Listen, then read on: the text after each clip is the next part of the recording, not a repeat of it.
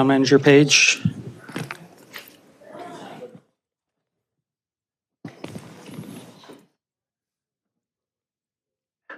Do I need to push every time on screen? Okay, I think we're good now. Ready to go? Okay. Good evening. I call this December 13th meeting of the Morrisville Town Council to order. Thank you to those watching via live stream and those who are watching a recording of this meeting. On December 16th, the video of this meeting will be uploaded to www.townofmorrisville.org/government/live-video. Sergeant LeCraft has been in law enforcement for 18 years, 9 with the town of Morrisville. He currently serves as sergeant over the Morrisville Police Department Traffic Safety Unit. We appreciate him being here tonight as our sergeant at arms. Thank you, sir. I will be delivering tonight's invocation. Good evening. We come together tonight to conduct the business of Morrisville and to serve the needs of our residents. As we begin this meeting, let us take a moment to pause and reflect on our responsibilities that we have been entrusted with. May we approach our duties with the utmost care and integrity. May we always keep the best interests of our community at the forefront of our minds. Let us also remember that we are not alone in this work. We are guided and supported by the wisdom of those who have come before us, and we are strengthened by the participation and engagement of our fellow residents. May this meeting be productive and collaborative, and may the decisions we make tonight serve to improve the lives of those who live, learn, work, and play here in Morrisville. Thank you for the opportunity to serve. All who are able, please stand and join in reciting the Pledge of Allegiance. I pledge allegiance to the flag of the United States of America and to the republic for which it stands, one nation, under God, indivisible, with liberty and justice for all.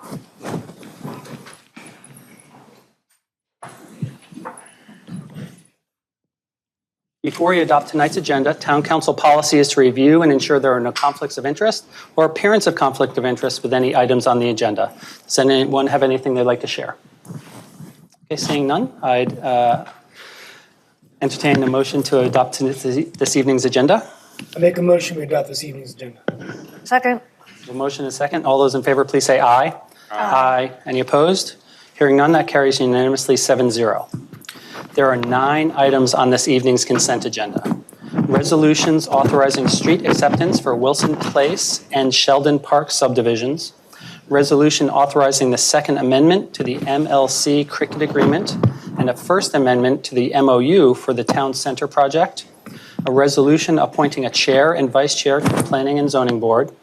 A resolution to approve the 2023 Town Council meeting calendar. A resolution to unseal closed session minutes, and approval of 2 sets of November minutes. Would any council member like to pull any of those items for discussion before a vote? Okay. Is there a motion and a second to adopt this consent agenda? I'll make a motion to adopt the consent agenda. Second. Motion and second. All those in favor, please say aye. Aye. Aye. Any opposed? Hearing none, that also carries unanimously 7-0. There is one administrative report tonight. Tax reports as adopted by the Wake County Board of Commissioners. Administrative reports are provided as information-only items unless council has questions. Are there any questions on this item? Okay. Hearing none, moving on. We have 2 presentations tonight. The recognition of our 17th annual MESC poster contest winners and Morrisville 101 graduate recognition. Kimberly Conley, Sustainability Coordinator, will make the first presentation. Ms. Conley.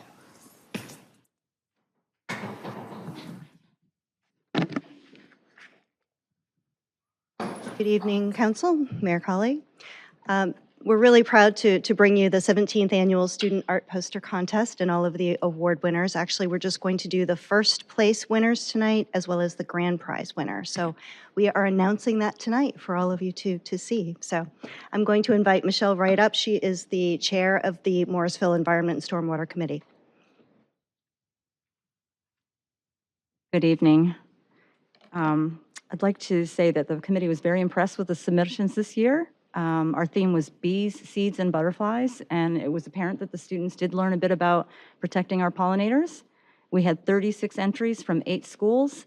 and organizations, kindergarten through 5th grade, including Triangle Math and Science Academy, Sterling Montessori, Alston Ridge, Cedar Fork, Morrisville, Parkside, and Fuller Elementary, and Champion Education. And all first, second, and third place winners will receive a certificate and a gift bag. And all artists will also receive a signed letter from Mayor Colley. Our grand prize winner will receive a family pass for 4 to the Durham Life and Science Museum with exhibits including a butterfly house, very appropriate, aerospace, wildlife, and dinosaur trail, and a treat donated by Nothing But Cakes, and a banner with their winning poster will be presented this evening as well. And just after the holidays, banners will be hung along Town Hall Drive for each of the 17 years that we've been holding this contest. So we have another MESC member here with us tonight to announce the first place winners and the grand prize winner. And Mayor Colley, if you would be so kind as to give their certificates.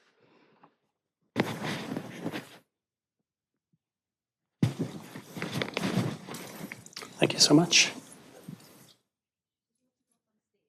Sure, that works. Thank you. Good evening. My name is Saryu Varadarajan, and I'm a volunteer from MESC. And today I'm going to be announcing the grand prize winner and the first place winners for all the classes.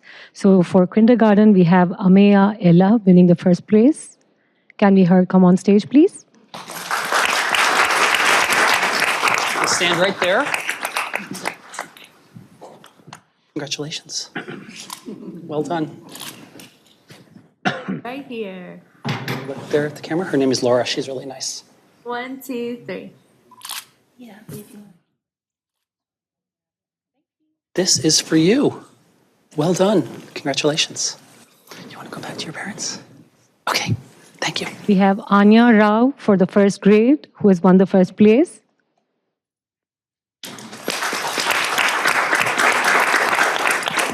Hello, how are you? Congratulations. I'm going to do this too, okay? Right there, Laura. 1, 2, 3.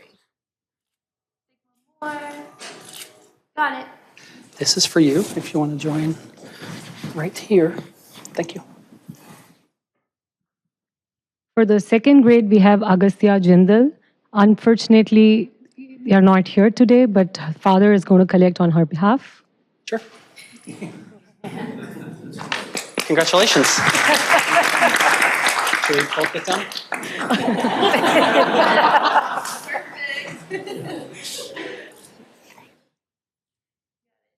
Okay, good. Thank you. I'll give you just the front one. There you go. Okay. For the third grade, we have Rutva Umesh Mahajan winning the first place.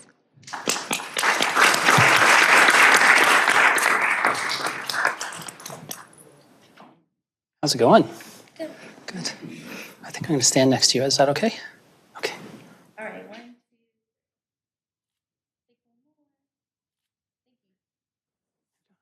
Join your friends right there. Thank you. We have Dikshit Lingala Ashwin for the fourth grade winning the first place. Way to go. I love the colors of your shirt. You're going to have to go to University of Virginia. All right. 1, 2, 3. Okay, the front one's for you. Well done. We have Yogya Arun winning for the fifth grade first place.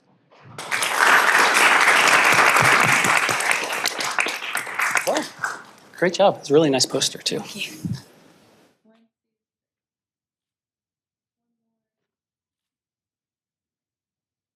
Okay, here you go. Bryce Cow is winning the grand prize for the poster contest. He's from second grade. Congratulations. Well done. Did I open it? That's very incredible.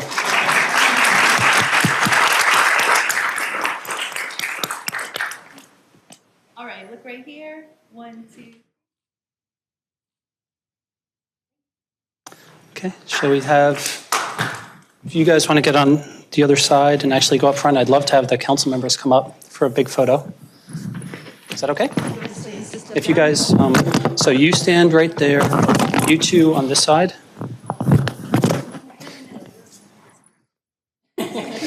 And yeah, if you go down one there, and we're going to go like this, right here.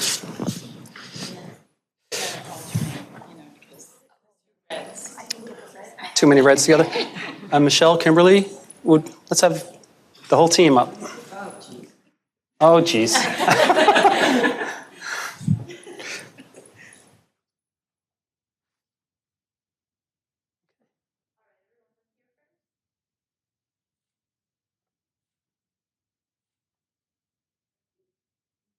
Okay, thank you to all the parents. Great job, everybody. Where's that going to go? You got it? Sign one for him.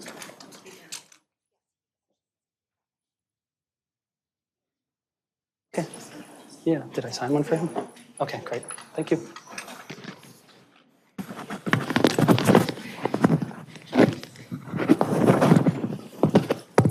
And we'll give those parents a moment to head out. Thank you very much for supporting your children. Really great artwork. Thank you all so very much. Closing the contest.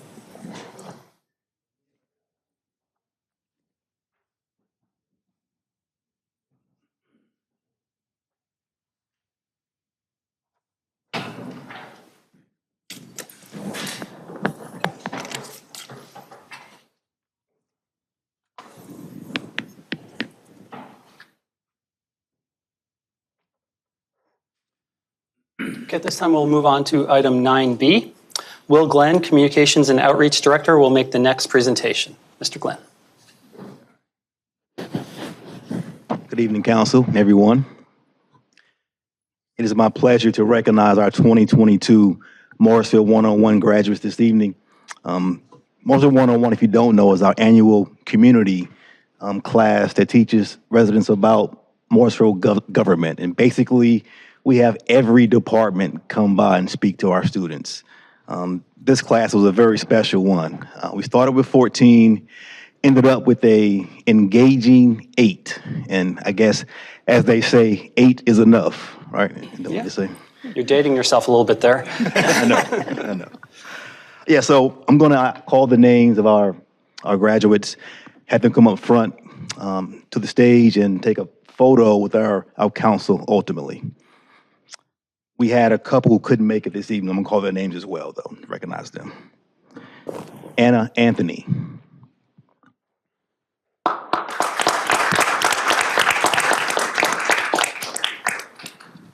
And Tasha Jones isn't here this evening. She couldn't make it. She's out of town. Abhishek Kumar.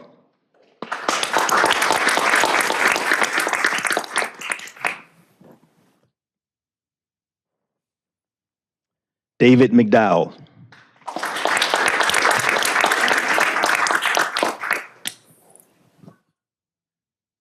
Lisa Dolan O'Brien.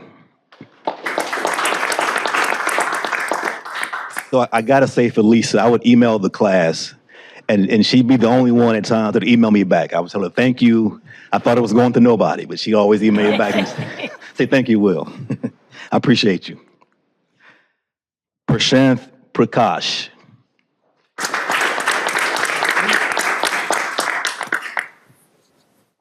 And Donette Vicente isn't here this evening either. And lastly, Brett Warner.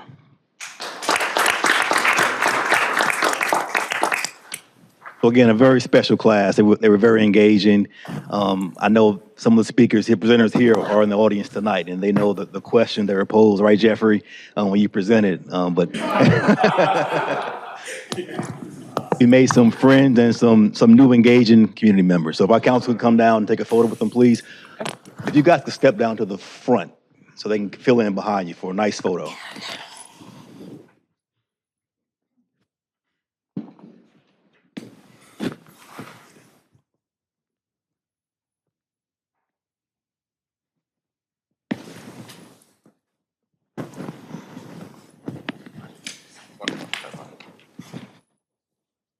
Want to come up one? Yep, there we You go. guys can come up one if you want.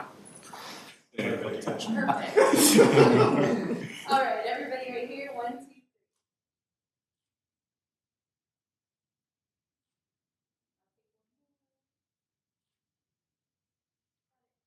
2. More applause for our graduates, please. Congratulations, y'all. Job well done. Take care.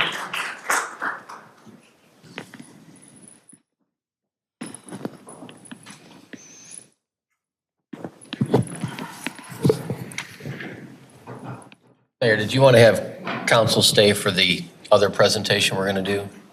Yeah, I forgot Sorry, about a little behind the curve on that request. We've got one more. that. If you want to go ahead and do that, we'll just come right back up. Yeah. I'd like to recognize Deputy Town Manager Brandon Zudema at this time.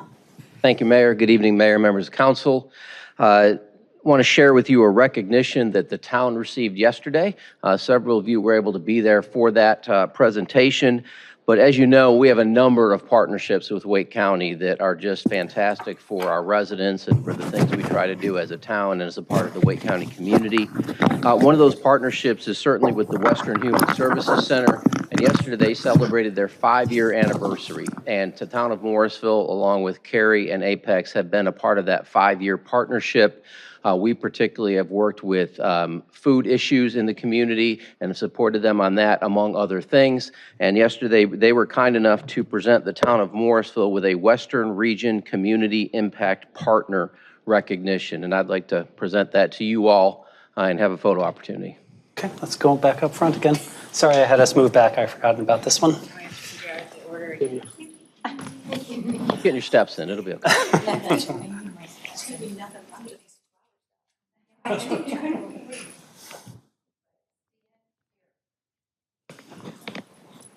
Will do. Okay, we're good. I think we're going to receive it like this and just take a photo. All right.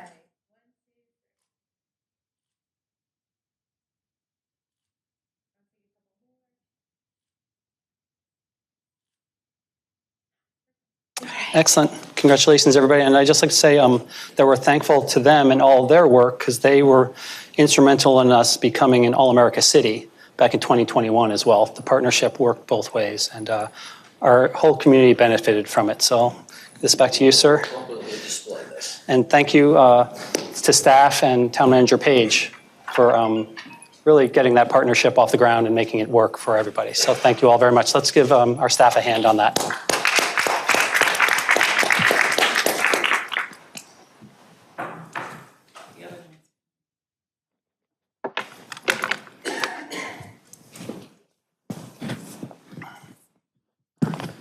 This time we are at item 10, public address. I'll recognize Town Clerk Smith, who will present any public comments received. There were no public comments received via email. And anyone signed up to speak tonight? And there is one individual signed up to give public address comment, S. Claus.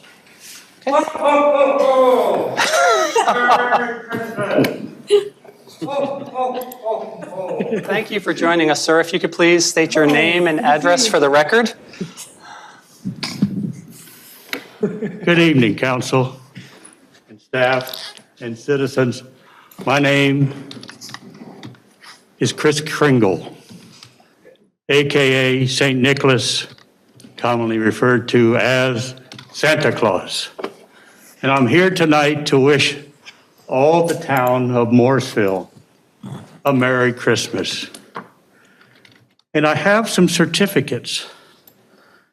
If I could, can I come up there? Yes, please, but if we could have the town clerk start the clock. I was so shocked. Gotcha. This first certificate, I'll read it. Santa's official nice list certificate. For your good behavior during the entire year, I hereby, Santa Claus, place the town of Morrisville staff on the official nice list. Now, if the dream team could come up here.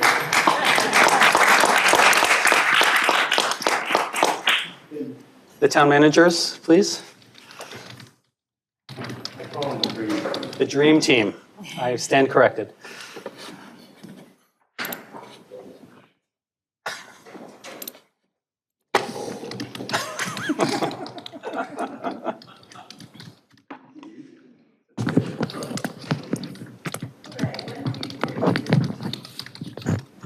Give him more money. Thank you very much. Give him a few more.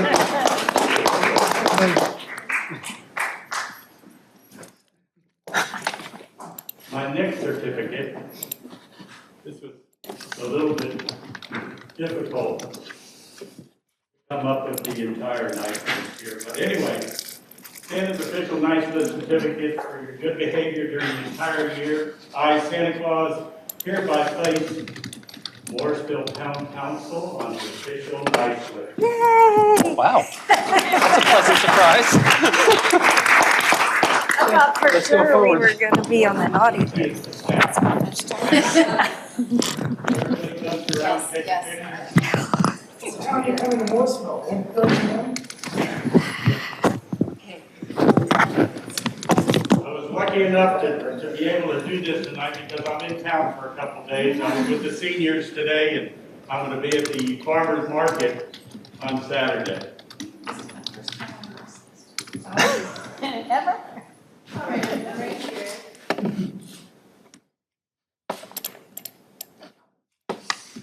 Okay? Excellent. Merry Christmas to all. Merry Christmas. Thank you, Santa. Appreciate it. Thank you, Sarah. Thank you, Sarah. Oh, yes, I want to.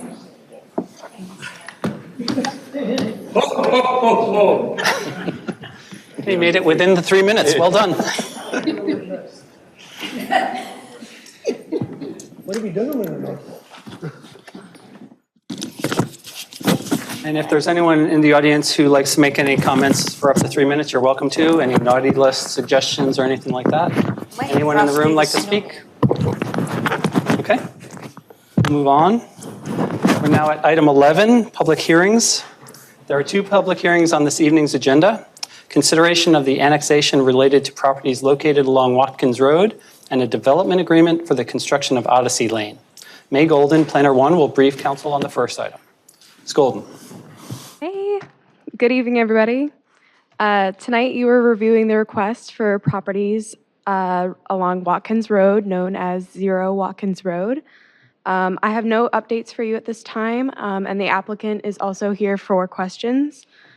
I will scroll to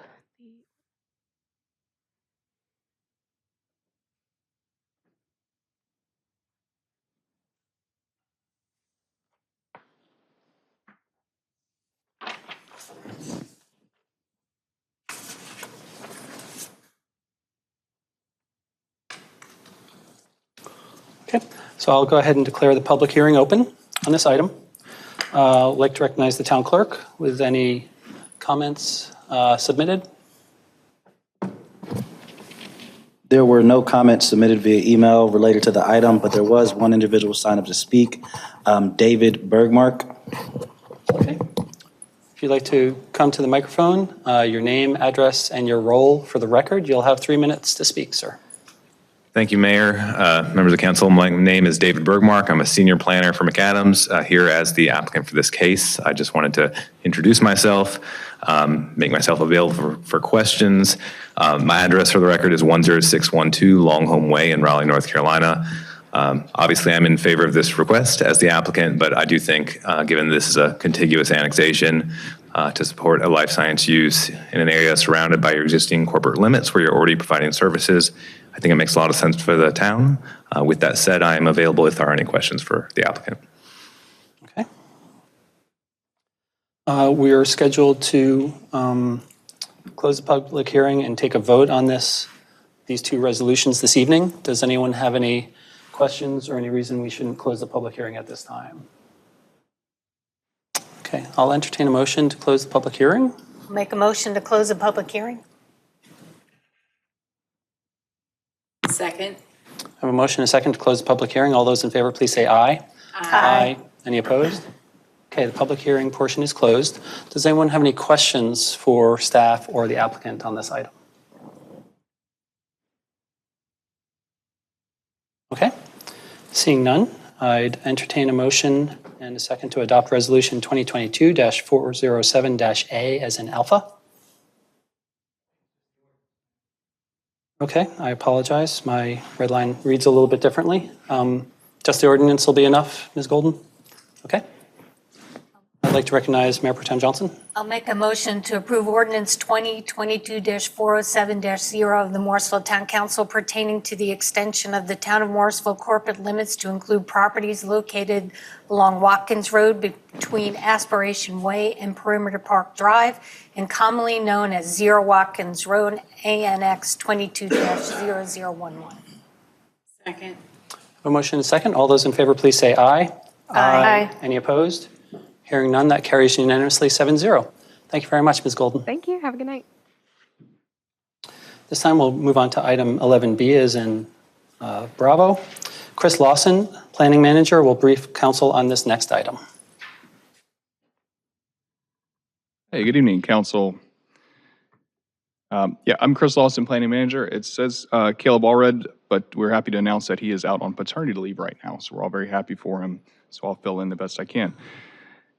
Tonight I'll present a development agreement, which is a proposed agreement between the town and a developer. Essentially, the town staff proposed to use previously collected payment in lieu money to construct the road improvements that were required. So a little bit of background on Odyssey Lane, which is the road that's proposed to be constructed. It's been shown in the transportation plan to connect Transair Drive with McCrimmon Parkway. When it connects to McCrimmon Parkway, a stoplight is also called to be installed at the future intersection. Several developments have contributed to both the stoplight and the road itself. If you can see, there is Odyssey Lane runs, again, between Transair and McCrimmon, but currently Odyssey Lane is only about 270 feet. It's a kind of a stub road that was constructed in the mid-90s. Okay, so prior to reaching McCrimmon, there's a portion of Odyssey Lane that's required to be constructed by a development that's been submitted and under review. That is the portion that is shown in the red line above. Odyssey Lane is divided into two pieces, which is why staff proposed using payment in lieu instead of requiring each developer to build each section. Again, the one on the screen will be required to be built with the multifamily development that's shown on the screen.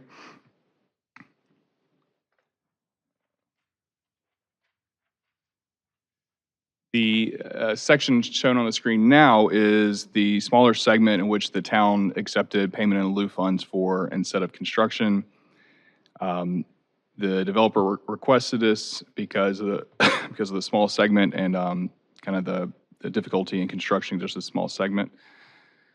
This is the portion that was collected payment in lieu funds for and will be paid out to the multifamily developer to connect Odyssey all the way to McCrimmon. There's two parts to this agreement. The first part was for Odyssey Lane. The second part is for a proposed stoplight at the future intersection of Odyssey Lane, Sparkview Drive, and McCrimmon. Multiple transportation impact analysis called for a stoplight in the area with the red circle that's on the graphic at the bottom of the screen. Several developments have paid into this, and essentially the road connection from Odyssey Lane to McCrimmon and the stoplight, as well as the fourth leg where the arrow points to Spark Development, kind of all are happening in coordination with each other or are called for coordination within multiple TIAs. This slide shows the scope of the agreement. So we have the installation of the stoplight where the circle is, the construction of 130 feet of Odyssey Lane extension, small red line, and then the red box with development application. That is the developer who will construct not only their own development and the road improvements they're required to construct, but also the stoplight and the Odyssey Lane extension.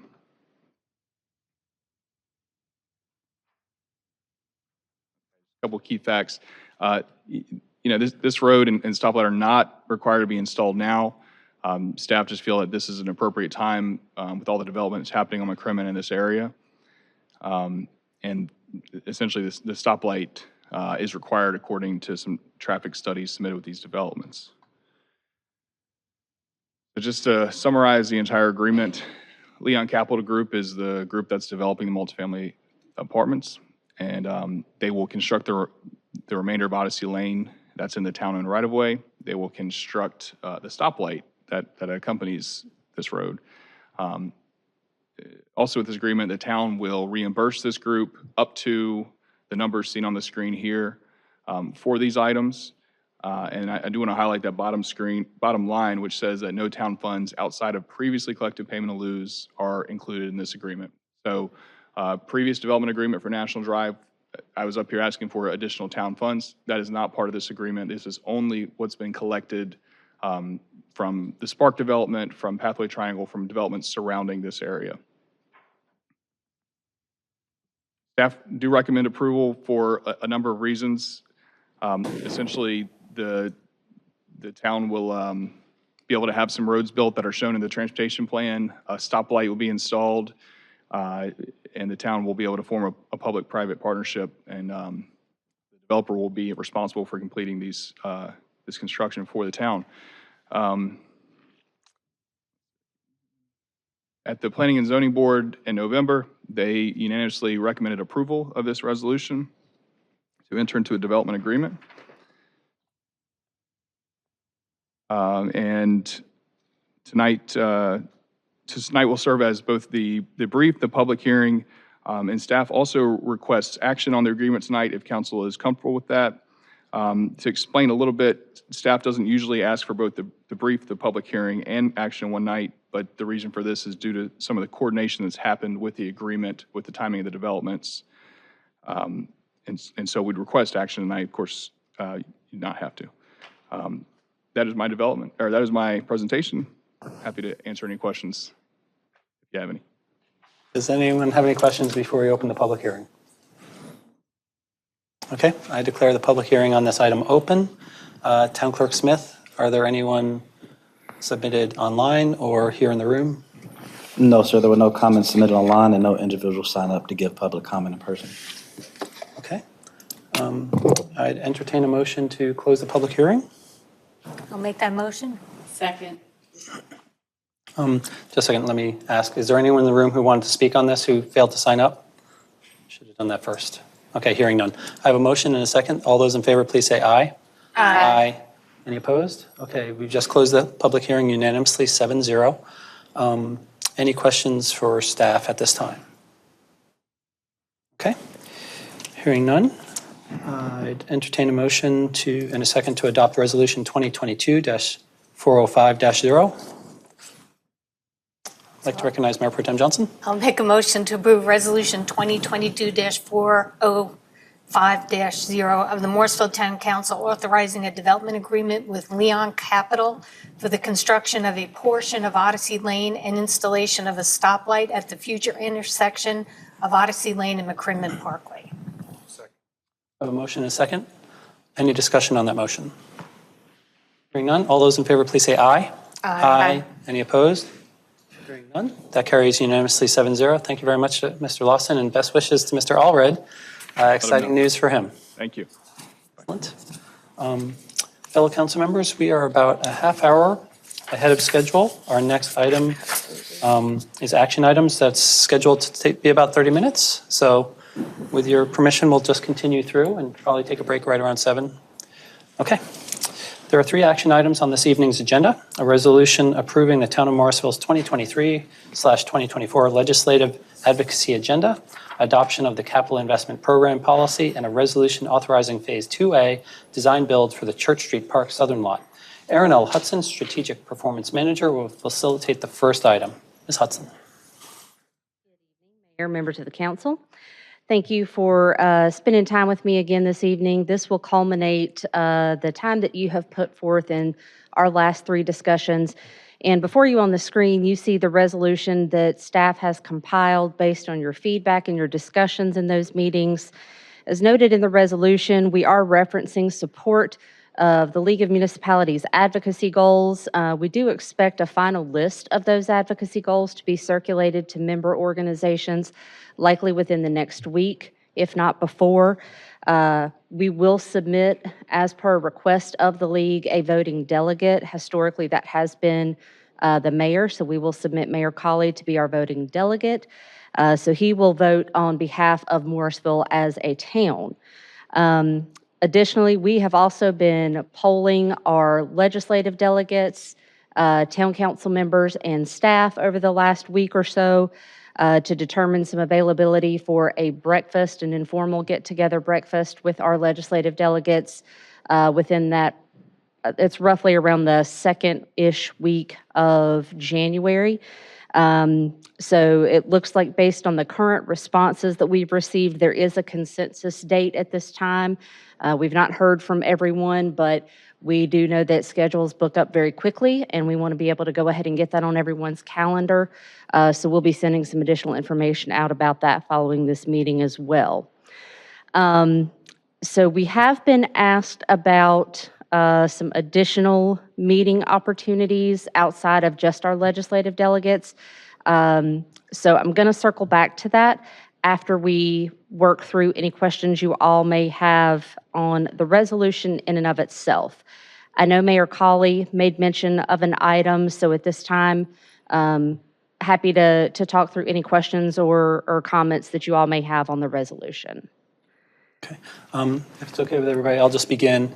I think that you've captured really well all our discussions to this point.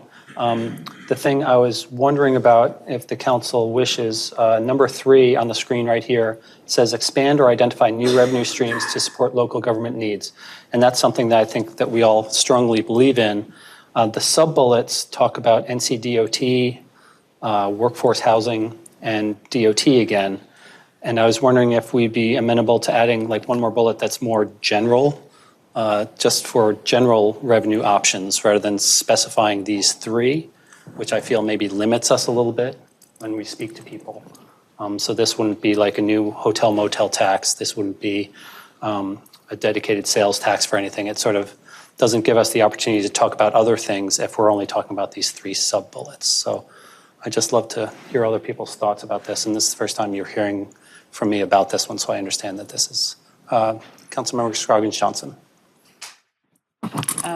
I do like the suggestion in principle. However, it really doesn't help us focus. And we probably have like the elevator speech of maximum 30 seconds to a minute sometimes. So just trying to get the awareness about the expansion of revenue opportunities, getting any of these 3 or one or more is going to be difficult. So if we say and others, it might lose the focus that we need to have. Just say. Thank you. Okay. Thank you. Councilmember Rao.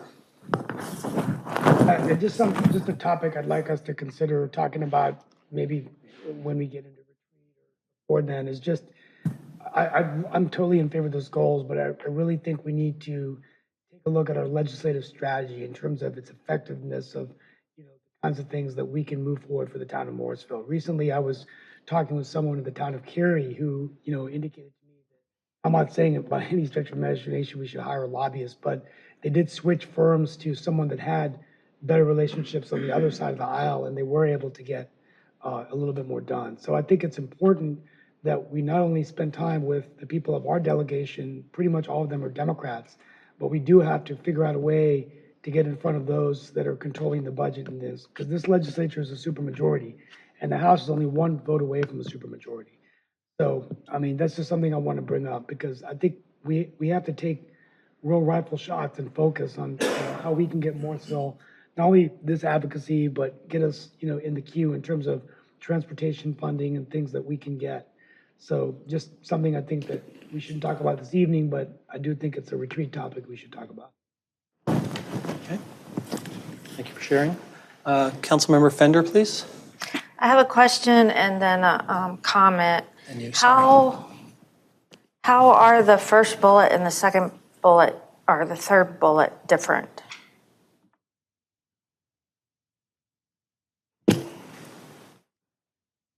So I think based upon the feedback that we heard from both staff and from council, not only are we looking for some additional funding support for those NCDOT projects that we as a municipality are engaged in, I believe we also see some need above and beyond that for greater level of support for DOT as an organization.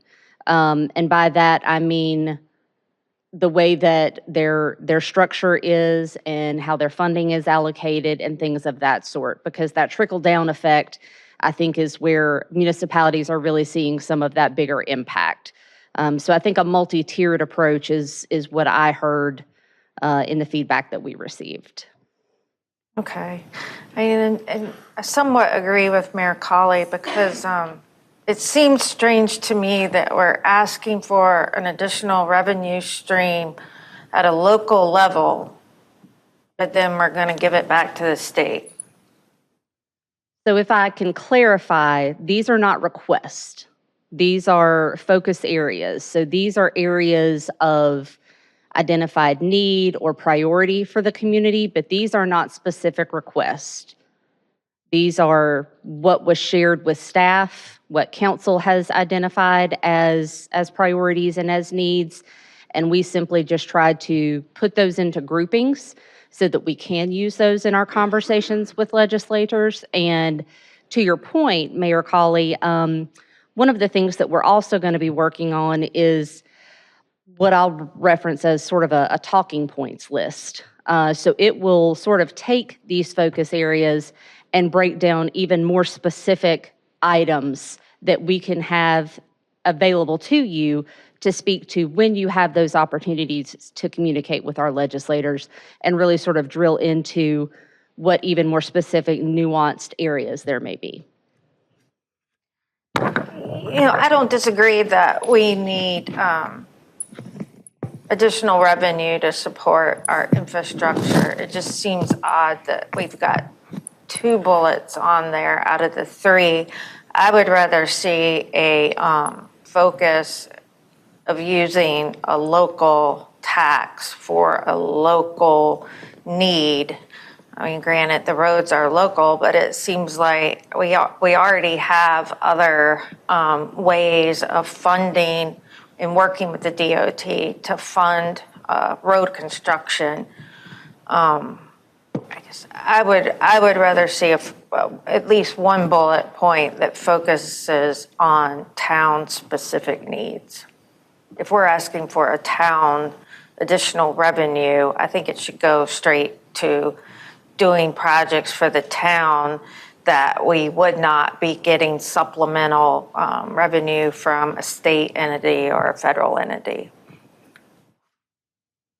Okay. That's my comment. Thank you. Mayor Pro Tem Johnson, followed by Councilmember Rabati, please. So I guess, I've always talked about the fact that, and for years advocated for this toolbox of revenue options that should be available to every municipality in the state.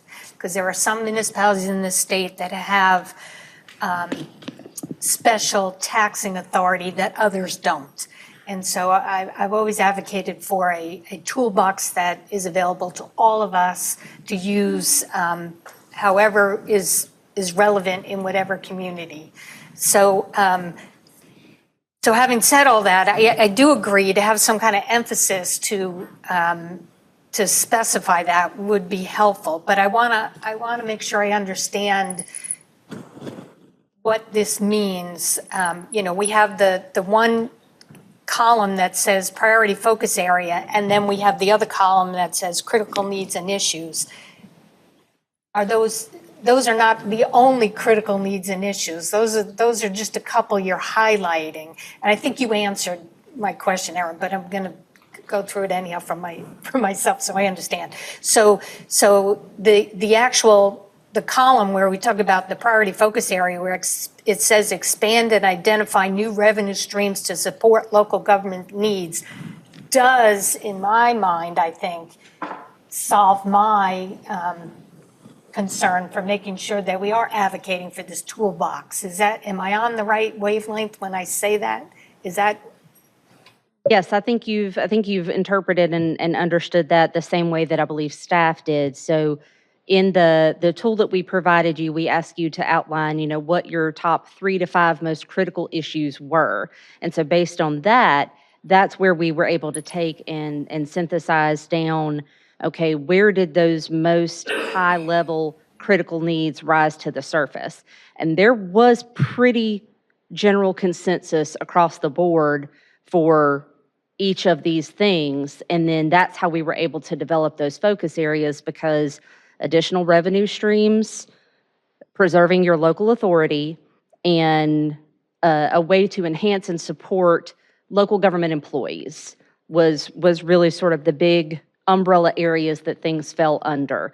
And then under those priority areas, we took those highest ranking critical areas, issues, comments that were shared, and that's where we were able to develop really sort of what your focused needs, critical needs were, and then also layered in your conversation from your work sessions and any of those things that you really sort of made comment to. We want to make sure these are included, and layered that in to make sure that we weren't maybe overloading it, but that we were making the point. So the reason that I say that is we sort of had to toe that line of, do we make it more general? Do we make it more specific? Do we do something in the middle? And we sort of landed with something in the middle. But we want to make sure that town council is comfortable with how the resolution reads to reflect what it is you want to be able to convey.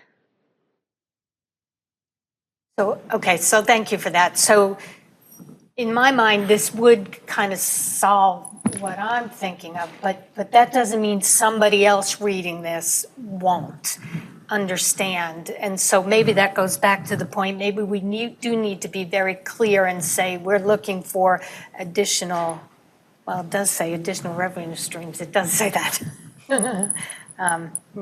Okay. Okay, so I guess, so the 3 bullets are not the end all be all. There's a whole lot more. Certainly. Those are just the focus or those that rose to the top. Okay. All right, thank you for talking me through that. I appreciate it. Yep, that helped me as well. Councilmember Rabadi? Yeah, I do have a comment about this, but first, Mayor Pro Tem, did I understand you to say that some municipalities have taxing authority that Morrisville doesn't have? Could you give me an example of that? So there are some municipalities in this state that have their own motel hotel tax. They have their own separate taxing authority, and I can't think of who it is. There's only a handful of them. Well, Cary has, yes, but that goes into the pot that then comes back to them. So that's a little unique. But there are towns that have their own separate taxing authority where they can put a separate tax like on hotels and motels, or even anyhow. So Okay, I'm going to have to follow up with you about that after the meeting. But okay, thank you. I appreciate that. So I think that I can't help feeling that I actually want to go to number 1 because I can't help feeling that neither one of these bullets exactly captures something that we need in Morrisville. For example, so enhanced crisis training or crisis trained personnel, to me would imply some type of, I think what we're going for there is training for the police to deal with people that are in some type of mental health crisis, right? So, but I think that we're in this more general bullet, I think there's room for interpretation of, for example, like a family intervention agency, which Morrisville doesn't have. I think that if what we want is advanced training for Morrisville personnel, or to develop Morrisville personnel into crisis trained personnel, I think we should say that more clearly, because I think there's all types of crises that, where staff can support community needs, but that Morrisville doesn't do, that we leave up to like Wake County health and welfare agencies. And the enhanced support systems for employees engaging with community members in mental crisis.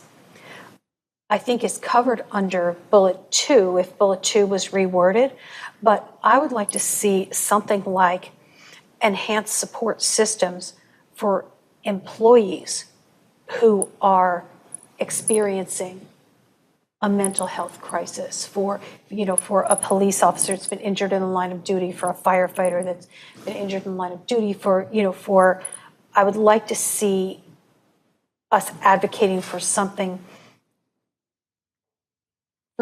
that, I would like for these bullets to be demonstrably different.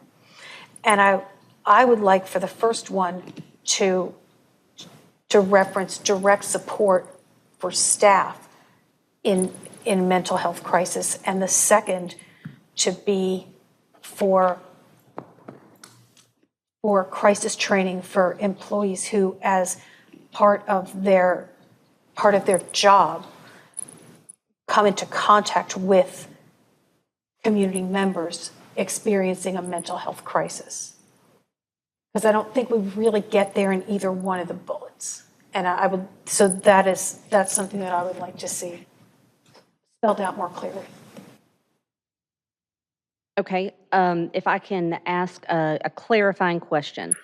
For the first bullet, would it read more clearly to all council if it read enhanced support systems for employees experiencing and or engaging with community members in mental crisis, or do you want it, or are you desiring it for specifically to be directed to employees experiencing mental health crisis? And the reason I asked the question is because the feedback that we received was, not only is there a desire for support to have trained staff to be able to meet the needs of a community when and if a mental health or other crisis arises, but then to also be able to support those personnel, because bringing that trauma back has a long-lasting support. Not only those personnel, but just staff in general because of life. Right. So just to ensure that there is support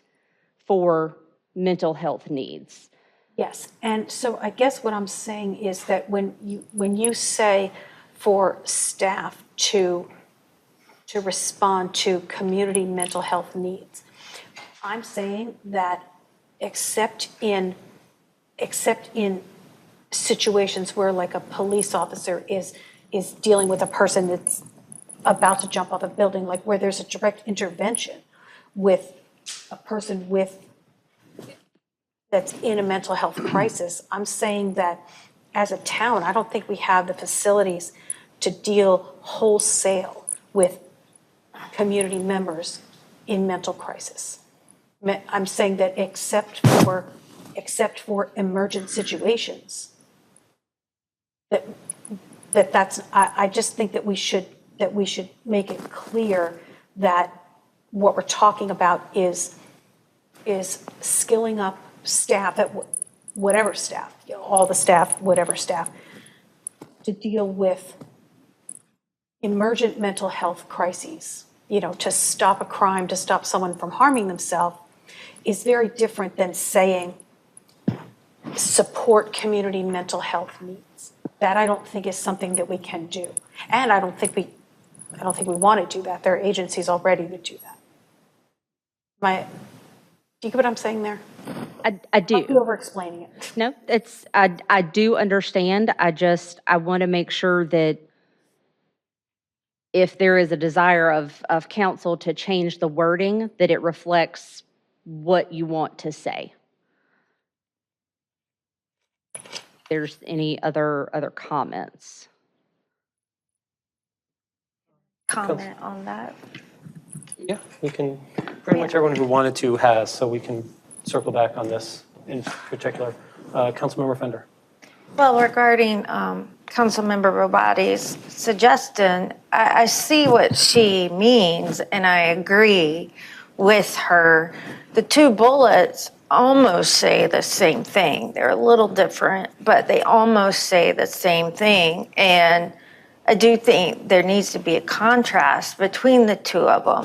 One is enhancing training for personnel to support individuals that are supporting the community needs. And then the other bullet could be more focused on support systems for employees, period, whether they are engaging with community members in mental crisis or whether them themselves are in mental crisis. I think that's the portion you're getting to. Exactly. So in other words, if a person on staff is depressed or is whatever a mental health crisis for a person on staff is, I would like to see a support system in place for that to be mitigated. And crisis training. I guess crisis training gets to what I'm asking for. I guess that, but like I'm talking about like crisis training. I just want to make sure that we're making it clear that we mean like for a police officer to diffuse a domestic violence situation or to deal with a person, in a mental health crisis, but not like ongoing community mental health needs, which I don't think we're equipped for. If I can back up a step, I think Councilmember Fender offered a suggestion. I just want to see if this might help clarify for council if bullet 1 read enhanced support systems for employees, period, and bullet 2 remained the same. Does that offer enough delineation between the two? So let me ask a question, Erin, then. So crisis training, I would assume, includes mental health crisis. Crisis training is kind of broad. So that what was broad intentionally. Yeah, and that's fine. That's fine. And what you just suggested then is perfect. Yes, and I apologize, Councilmember Robati. Coming back to your point, crisis training was broad intentionally because it will need to address a whole host of things. And if we sort of spelled out what each type of crisis was, the whole page would be that. So I appreciate your comments and your clarifying questions.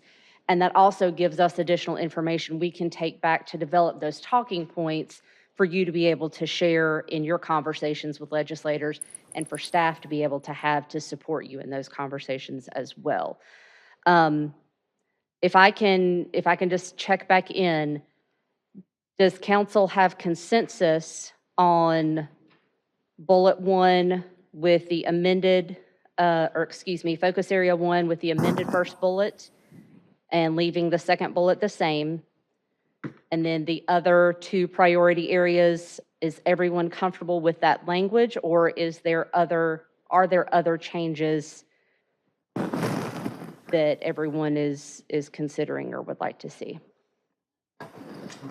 I'll just say yes, I'm good with your suggestion there. And just going back to the first priority focus area, I think this became an item when we're kind of dealing with the old defund the police, and people were feeling that we needed more mental health training to give them the tools they need. So I want to just keep in mind that this is talking points to speak to the legislature to help them fund individual municipalities, including ours, to give us more ability and more in our toolbox to do this. And that's why I'm comfortable with making that small change in 1.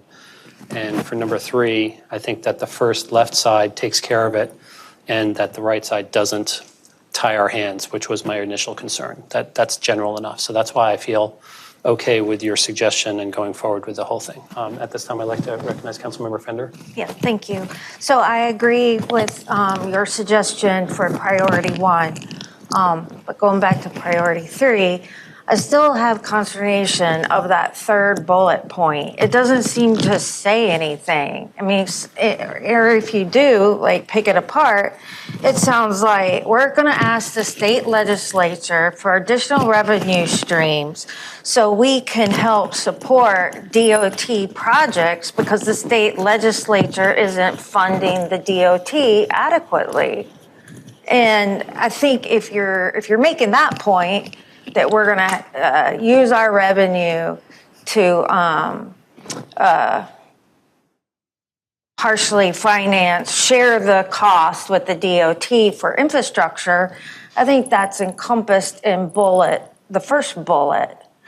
And you either get rid of the third bullet or add some sort of statement in there that is, we're asking for additional local revenue stream to support local projects. I mean, that's pretty generic. I just really have a big issue with that third bullet because it's just not logical. We're asking the state legislature for money to give to the NCDOT because the state legislature isn't funding them like they're supposed to. So, Right. yeah. We just need a bigger pie. Huh? We just need a bigger pie, so that's kind of what that's saying, I think. But why should we even buy into what they're doing? Yeah. I mean, we shouldn't even have that sentence there. Shouldn't they just fund the DOT? Wouldn't that be better? I mean, we should just be advocating, if we're gonna go advocate or get our state legislators to help advocate for us, have them advocate to fund the NCDOT like they should. That's what the third bullet is No, but trying we're to get them to say.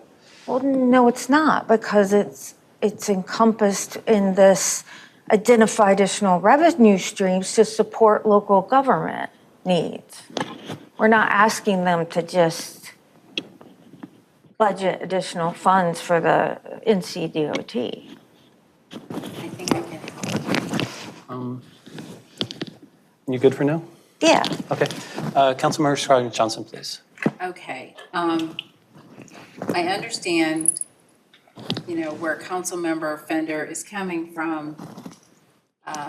Some of the challenges with the NCDOT funding occurred over the last 5 years, and it actually affected the funding methodology and approach we did for the Morrisville Carpenter Road project, and some of the prioritization of the road projects we have in the town of Morrisville.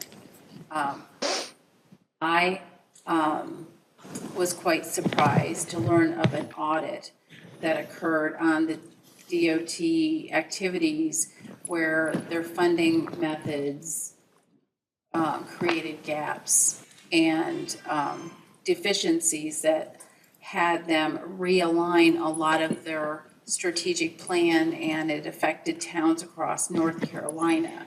So this third bullet is really important that we emphasize with the state leaders that allocate funding for Morrisville and all towns across North Carolina, that they first adequately fund DOT so that towns like Morrisville don't have to go from a 30% match to a 50% match on major road projects. We had to increase the amount of matching funds, and we're a smaller town in North Carolina. We also had to change the way that we receive reimbursements on state road projects. So that is a major challenge for us that we want to emphasize for Morrisville and for other towns. The enhanced funding support is a secondary item. Not only do we want them to balance their own budget, but we want additional money because as we grow as a town and a region, we need to more efficiently and quickly build roads and infrastructure to meet the demands of the community overall. So I see both having different focus points, and because Morrisville is rather unique in having mostly state roads, we rely a lot on DOT, and it's important that they have pushed some of our projects back. The Aviation Parkway expansion over the causeway has both Morrisville and Cary, and they have put that on hold. And that is a very significant project for us to have that Morrisville Carpenter connect to aviation when it's expanded. And it's because they didn't adequately fund the DOT that it's been delayed. Thank you. Mayor Pro Tem Johnson, followed by Councilmember Rabati. So I just got what Councilmember Fender, but the concern is, does it really fall into the category of expanded revenue streams? Right. And it doesn't. Right. I would agree. It doesn't. But the bullet is important, I think. The bullet is a strong recognition that DOT is in dire straits. I mean, and the state needs to fund them more adequately than they are today. So they can't keep up. So I think the bullet itself is really important. I think it's worded well. So the question is, does it belong in this particular focus area? And probably not, but I don't know where else you'd put it. And I think it's a strong statement that we somehow need to convey, because I think this is something all municipalities are suffering. And I think we need to make that known to the General Assembly. So I don't know how to fix it, but that's. If I may offer two options that have occurred as you've been sharing your comments. One option is to strike the third bullet and we hold it and put it in those talking points that you can use individually. Option two is to pull the third bullet and maybe cite it parenthetically under that first bullet, sort of as a commentary on that piece. Then this may better clarify and help sort of drive your point in, which is that it's not a specific request, but it helps identify the need for the request or the critical need and issue outlined in bullet one, which is the enhanced funding support to meet local transportation and mobility needs, which could be assisted with an adequately and sustainably funded NCDOT. Yeah, financially sound and sustainable. Yeah, I would agree with that too. That makes sense. Yeah, second option. Yeah. So keeping it, but embedding it into first bullet sounds like. So including that Small. with that first comment. Okay. And can I go back and make another comment to Councilmember Rabati before? The town of Cary has a transportation impact fee authority that we do not. And a lot of municipalities, most do not. It's these kind of one-offs that municipalities across the state have and we don't, or the majority of us don't. Was really, it's not fair. No. It should be fair and balanced, and we should all be able to pick and choose what works in our communities. Right. And we don't have that ability here. So anyhow. Okay. I'd like to recognize Councilmember Rabati. I think she had a couple of points. Yeah, I just want to return to the bullet 3 discussion because I think I almost completely disagree with what's been said. But here's how because I do think that that is a critical need in Morrisville. And I think that it could fall under this bullet if it was reworded as if we just get out there what we want, which is state funding of DOT, adequate state funding of DOT to make DOT financially sound and sustainable is needed to minimize the effects of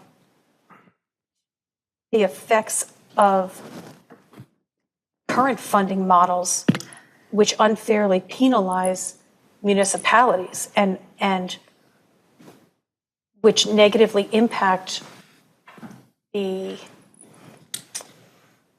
I was really going there, which negatively impact the efficiency and timely completion of our projects.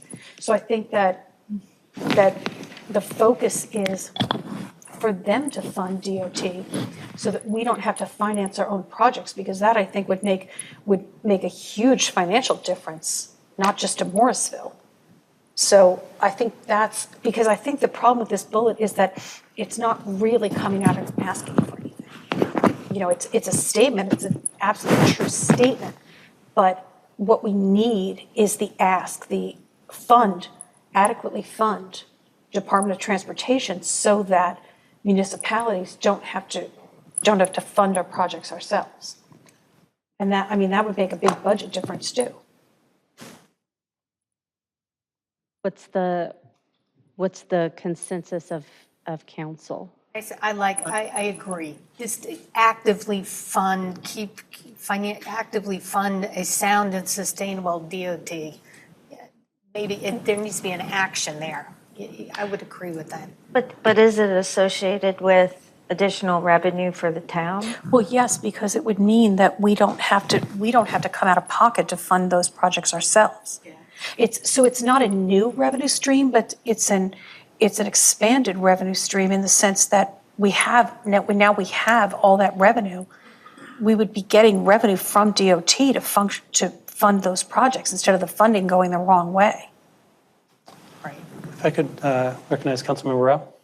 Yeah, I think that just to put things in perspective, one thing that I've been researching over the last year is that the DOT budget deficits between 2024 and 2033 is 11.6 billion.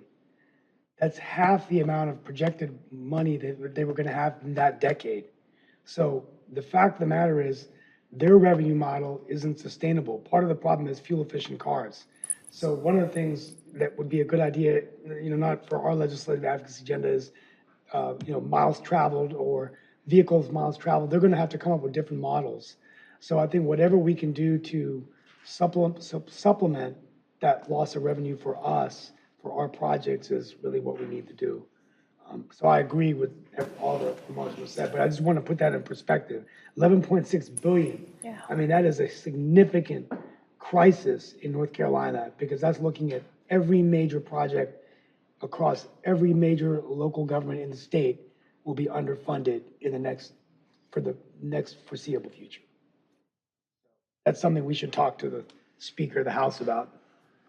Good luck with that. I see a lot of requests to speak. Do people still want to weigh in again? Okay. Councilmember Rao, if you could drop yours too. So I think Ms. Hudson made a good suggestion about maybe embedding 3 into 1.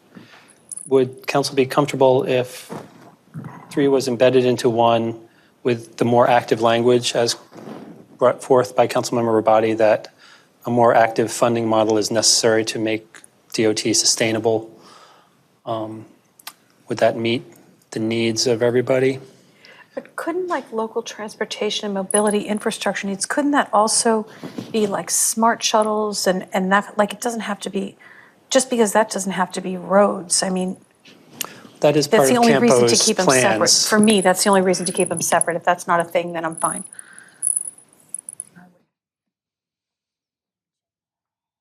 Any other comments on that suggestion? That's kind of a meld of Councilmember Rabadi and Ms. Hudson's. Yeah, I like it. Is the consensus to include it as part of that first bullet? Yeah, but shorten it, make it a little bit more about the active, Okay. making the pie bigger, essentially, in layman's terms. Is that something that the council feels comfortable about approving it, assuming that she'll make those changes, or do you want to see it in print at our next meeting and just knock it out really fast? Because we're very busy and that's waiting till January. So ideally, if we could get it done tonight and trust that staff put together something that gives us a starting point that we can approve so we can start having meetings. I'm comfortable. This is important to get it moving and out the door. So I'm comfortable with Erin making the changes. I think she understands and hears what we're asking for. If we're all comfortable, I'm comfortable. You're confident that you're put together, you have what you need? Okay, then I'm good. I entertain a motion to approve this item as staff, as suggested to staff with those changes. Councilmember Rabadi? I move that, subject to the modifications discussed, we approve Resolution 2022-411-0 of the Morrisville Town Council approving the 2023 and 2024 legislative biennium advocacy agenda. I'll second. Motion in a couple of seconds. All those in favor, please say aye. Aye. Any opposed? Hearing none, that passes unanimously, 7-0. Thank you all very much. Thank you very much for your time, for those comments. I'll get this drafted so that I can at least get you that language to review at some point in time before you leave tonight. If I can take just another quick moment of your time, I mentioned earlier that we had been asked about some additional meeting opportunities similar to what you're going to be doing with your legislators in January. Some of those bodies mentioned were the Wake County Public School Board, Wake County Board of Commissioners. So just wanted to gauge council's level of interest in coordinating some of those meetings. If that is your will, staff is happy to help collaborate and get some of those things going. Just want to know if that is the desire of the full council and your willingness to participate, your availability. We have to be able to turn these things around with some sense of urgency, just because as elected officials, calendars fill up very quickly. We also have to secure space, things of that sort. And if there's specific topics or a topic of interest, or if you just want it to be a relationship type building environment, we just need to have some direction if that's the will of council so that we can start doing that work on your behalf. Could I ask a quick clarifying question before I recognize Mayor Pro Tem? Would this be the entire 7-person commission and the 9-person Board of Education, or just our 2 delegates from each? It's really up to what direction council gives us as to how we'd be able to proceed.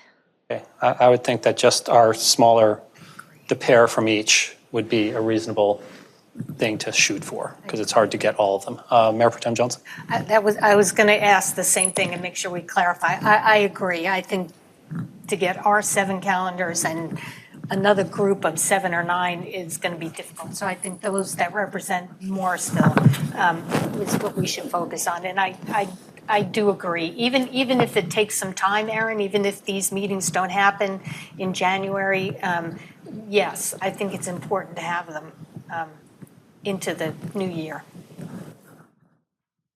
Anyone else want to share thoughts on that? Unless you share thoughts, staff won't go forward with trying to make those meetings happen. Councilmember Abadi? I guess just my one thought is that in talking about these things to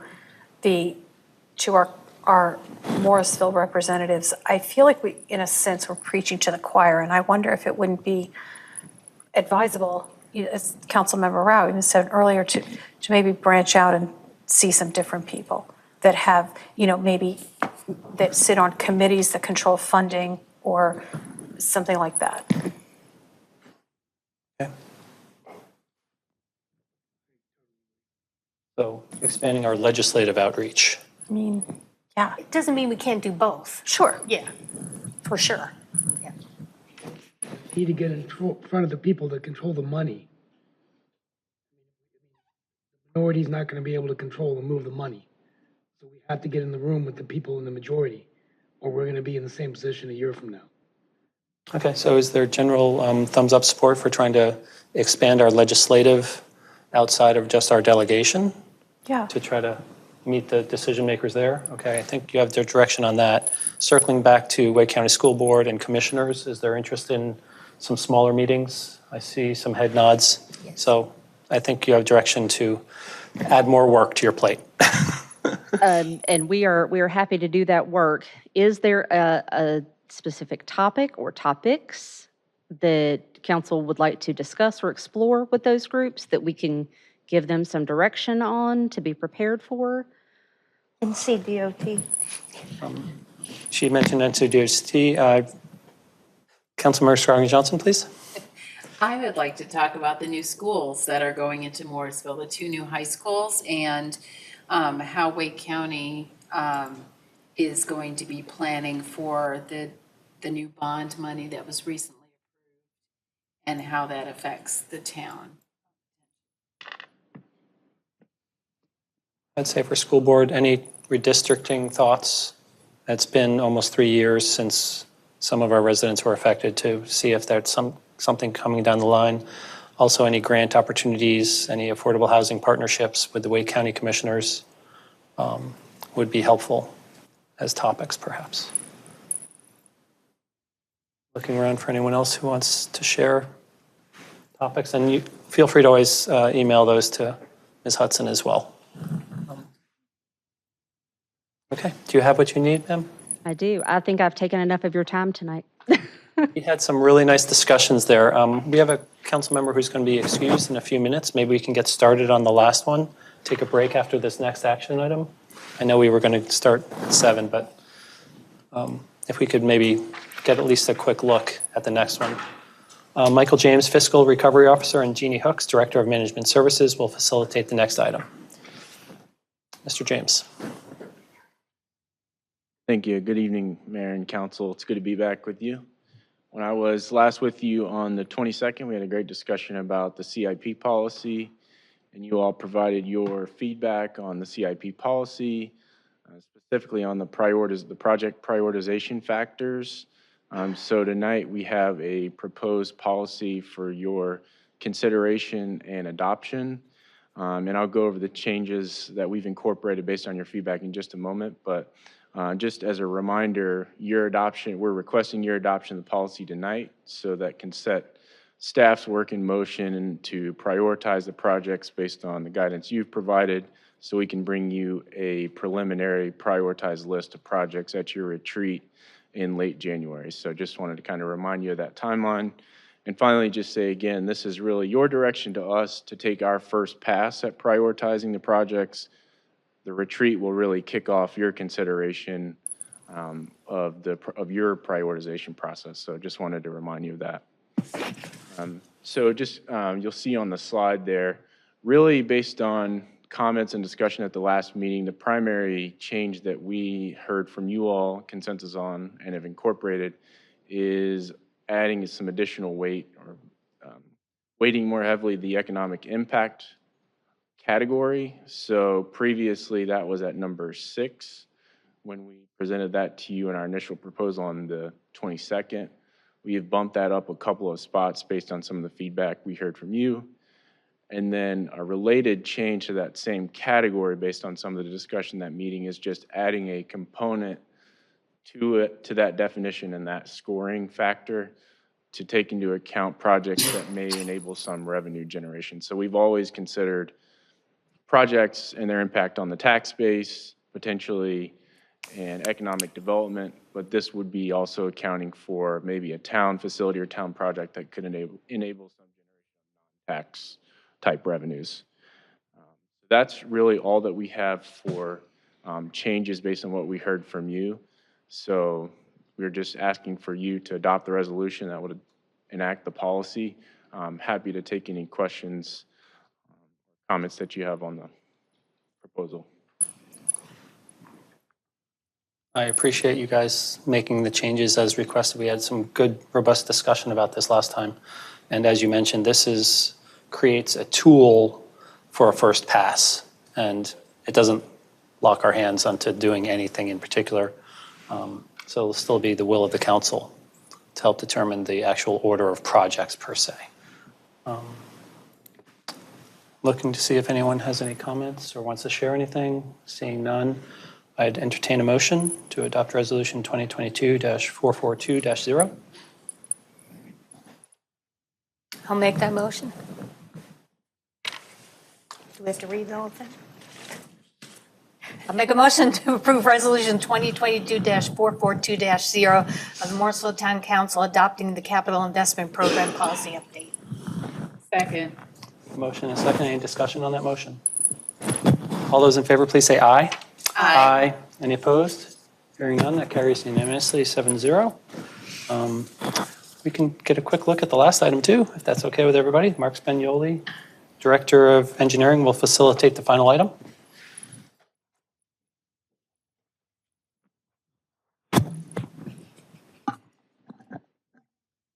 Evening, Mayor, Mayor Pro Tem, Council members. Mark Spagnoli, Director of Engineering.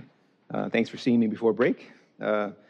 Item number 12C is a resolution authorizing Phase 2A for the design build contract for the Church Street Park Southern Lot.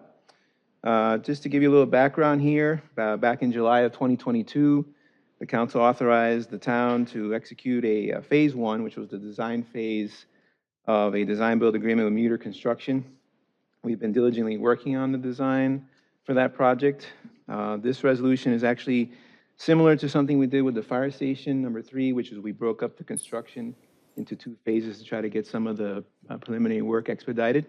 So this resolution is for phase 2A of the design-build contract, also with Muter Construction, to start some of the pre-purchase of long lead material items, site work development, and the development of the practice pitches that are required by the agreement. This phase 2A is for an amount not to exceed $1 million. We will be bringing back at a later date the phase 2B, which would be the remaining portion of the construction work for this project, which would include the restroom facility, the picnic shelter, the 2 volleyball courts, the 2 basketball courts, and the multi-sport court. Currently, our total project estimate is about $3 million of construction, and we have approximately $2 million allocated at this time for this project. So just wanted to give that update as part of the resolution. So just to reiterate, this is for phase 2A of construction, which would be a multi-phase. So it would be 2A and a 2B, which would come back later. And this portion is a $1 million request.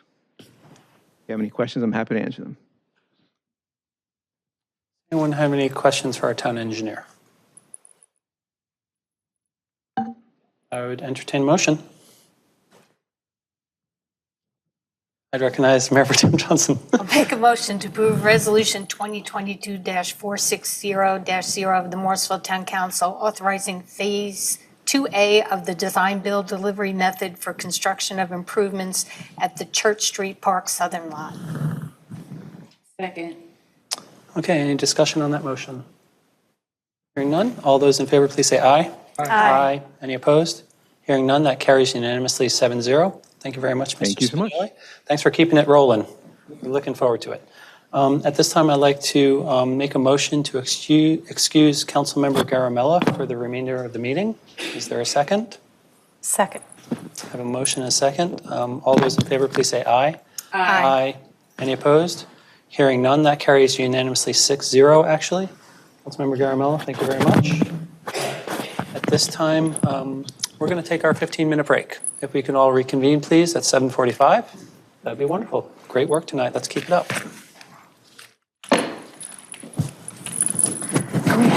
13, future meetings, events, and citizen involvement opportunities.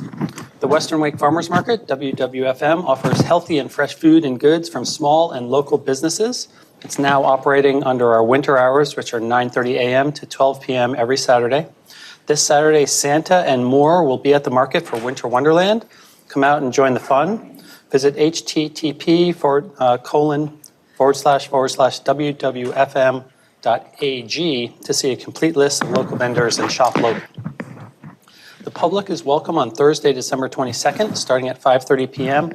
as we have our first menorah lighting here in Morrisville at the Indian Creek Trailhead right across the street. The Morrisville Police Department will host its second annual Santa Run on Saturday, December 17th from 9 a.m. until 2 p.m. Police officers will be escorting Santa Claus, Mrs. Claus, elves, the Grinch, and more to visit children at different neighborhoods and stores around town and to hand out candy and treats. A schedule of stops is on our social media pages. Plans are to start at 9 a.m. at Savannah Clubhouse, and the final neighborhood will be down in Glen at 2 p.m. before finishing at the police station. The Town of Morrisville offices will be closed Friday, December 23rd, and Monday and Tuesday, December 26th and 27th for the Christmas holiday. Town offices will also be closed on Monday, January 2nd for the New Year's holiday. Police, fire, and rescue services will remain available. As always, for life-threatening or in-progress emergencies, call 911. This time, we're at council and manager comments, and I would like to recognize Councilmember Rao, followed by Mayor Pro Tem Johnson. Thank you, Mayor. Just a couple of comments. I'm going to save some of the other stuff and carry over to next year, but attended a great affordable housing presentation by Commissioner Calabria, so I'm going to send the presentation to everyone from the Raleigh Realtors Association, and I think it would be a great way for us to review it and begin the new year talking about our strategy. And congrats to Karen Moran at the Western Wake Human Services Center. I wanted to spend the remainder of my time just for 1 minute to recognize three individuals in my comments. First, I want to congratulate Guri Burmi for his inspiring 6,200-mile motorbike ride to raise money for JDRF in honor of his nephew who has juvenile diabetes. He returned this evening to Providence Place, and I just want to thank him for exhibiting demonstrating radical generosity and doing something that's very inspiring. Hopefully we can bring him back to Town Hall and recognize him, and I'm going to be inquiring about possibly a citizen proclamation in his honor. Final two things. I want to congratulate Nathan Luzinski for becoming effective at the end of the month, our new fire chief. And I want to thank Chief Criddle for his strong leadership at our department. Over the last 4 years, we've gotten ISO accreditation, a new fire station, a Ladder 22, a lot of community events. And what I find really inspiring is that his love of the fire and getting back in the truck is the most important thing to him. So an unexpected move, but one I think that really reminds us that true leadership is doing what you really love. Finally, the Hall of Fame coach, Nick Bollettieri, the tennis coach, died this week. He coached 7 number ones in the world, and I had the honor of working with him in 2002 when he was an advisor to the Cary Tennis Center. And I trained at his academy when I was a junior a couple of times. It's just amazing that someone came in the tennis world and did that right here in our region. I want to congratulate all the new electeds, Sheriff Willie Rowe, all the new school board members, Commissioner Don Miles, and Cheryl Stallings. I attended a number of swearing-ins. And finally, I just wanted, we haven't really talked much about him recently, but I think all of us at some point or the other have worked with Congressman David Price. And I really want to thank him for his service to the United States Congress for the past 30+ years and for representing us in the Triangle so well. For much of his tenure representing the 4th, he represented Morrisville. And I don't know how many of you remember, we actually brought him here in the town hall when it took him an hour and a half to get here. And that was for another event. And then that led to him coming here to do a town hall meeting to address transportation. And he also worked with us on some CDBG grants on Church Street. So I just want to thank him. I think he's in very good hands with our newest delegation, Congressman-elect Wiley Nickel, Valerie Fouché, and Jeff Jackson, who will be joining our congressional delegation. And so on that note, it's been a great year in Morrisville. I want to thank our staff and the council for a wonderful year.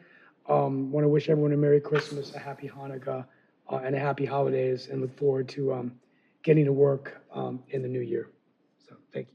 Thank you. Mayor Pro Tem Johnson, followed by Councilmember Scroggins Johnson. So Councilmember Al did a great job. I just want to say ditto, ditto, ditto. But I just need to highlight a couple of things too. I too want to congratulate our Morrisville resident Guri Burmi for his accomplishment of riding his motorcycle across the nation and back to raise funds for juvenile diabetes. And I believe he is still collecting funds for that effort. So congratulations, Guri, on a great effort. Also want to congratulate our new fire chief, Luzinski, at the end of the year, December 31st. But also heartfelt thanks to Chief Criddle for all his hard work and his efforts and his great love for this town, for the fire department, and for our residents. And I thank Chief Criddle very much for everything he has done and will continue to do for the town of Morrisville in our fire department. We are very lucky to have individuals leading that department who are doing a fabulous job. So thank you, Chief Criddle. Do also want to extend condolences to the family and friends of former Zebulon Mayor Bob Matheny. Bob passed away about a week ago, and I feel really bad. Unfortunately, I was not here and able to attend his funeral. Bob was a great mentor and friend, and I just wish his family and friends peace and peace in the days to come. And then on a happier note, I really do want to extend happy holidays to my fellow colleagues, to our staff, and to our residents. I hope you all get to spend time with family and friends and get to relax and enjoy the holidays and reflect. And I am deeply, deeply looking forward to a happy and healthy new year for everyone. So, thank you. Thank you. Councilmember Scroggins Johnson, followed by myself. Thank you, Mayor. This is a really hard act to follow with the two stars here sharing all the good news. And I would like to say my condolences to the town of Zebulon and the family of Bob Matheny. He was a mentor to so many elected officials. He gave unconditionally advice, and he listened, and he really supported and believed in the region. So he is going to be a loss that is going to be felt for some time. I'd like to congratulate Chief Lewinsky, and I'm really looking forward to working with him in the future. He just smiles and shines and just loves fire, but he loves it just as much as Chief Criddle does. And we are so fortunate in Morrisville to have such a strong team in the fire service. I think that we would not be where we are today in 2022 without our wonderful staff who works tirelessly preparing and ensuring that the meetings that we have for council are very clear and crisp, and people are prepared, and we communicate effectively. And that communication is very important between council and staff, but between the public and council and the public and the staff. So it just keeps getting better each year. So I'm very grateful that 2022 was so successful, and I'm really getting excited about 2023 with the new fire station. We're doing park improvements. There's town center. I could be here an hour, but it's a really exciting time to be in Morrisville, and I am very grateful the new high school for the new magnet early college high school started this year as well. So thank you. Thank you. I'd like to, lots of thank yous tonight. I want to say a thank you to the Morrisville Rotary Club and the staff of the Morrisville Senior Center for a great holiday gathering earlier today. A number of us enjoyed performances by future celebrities, followed by lots of laughter and camaraderie. Congratulations also to Western Regional Center and its director, Karen Morant, for 5 years of great work, making it possible to be the best in the West. There's too many other names to mention, but I'm thankful for all the collaborative partnerships and volunteers which make our area of Wake County the best place to live. If you like or have not yet tried disc golf, there is no time like the present. The temporary course is up and running at Cedar Fork District Park on Aviation Parkway. I do have spare discs, so if you want to play around, drop me a line, and I'll show you about that. I want to echo all the thank yous that I've heard from other people about the elevations within our town, all the new electeds, etc. Bob Matheny was a good friend, and he will very much be missed throughout Wake County and the region. He was the president of the NCLM. A lot of the time, I think that Mayor Pro Tem was serving as our representative on that board. So she probably knows him better than anybody. And there was a lot of people at that service, and a lot of smiles and laughs. He lived life to the fullest, and that's all that we can all hope for. To end, I'd like to wish everyone a happy and safe holiday season filled with generosity, joy, empathy, and fun. At this time, I'd like to recognize Councilmember Abadi, followed by Councilmember Fender. Thank you, Mayor. A lot of the thank yous that I'd like to say have already been said. So I will say that I was not aware of Gary Burmese' efforts to raise money and awareness for juvenile diabetes, but it does not surprise me one bit. I first met Gary when I was his daughter Tia's Girl Scout leader, and he, unlike many parents, leaped right into that troop, taught the girls how to play musical instruments, just his heart for service. Nothing that he would do to further any cause would surprise me. I'm also thrilled that we have a new fire chief, and I just did also want to say that I think that one of the strongest measures of really good leadership is that when it's your time to move on, you have a strong and effective team ready to take your place. And I really want to thank Chief Criddle for his past and what I'm sure will be his ongoing contributions to Morrisville. And I would like to wish our staff and my fellow council members happy holidays. And if anybody does want want to play that disc golf course. The mayor thinks he has discs, but I have discs. So you can call him, but you probably want to call me because I have like a backpack full of discs. So, and thank you everybody and happy holidays. Okay.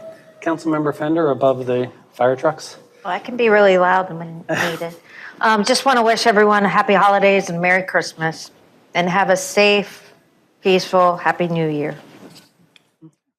Thank you. Town Manager Page from staff.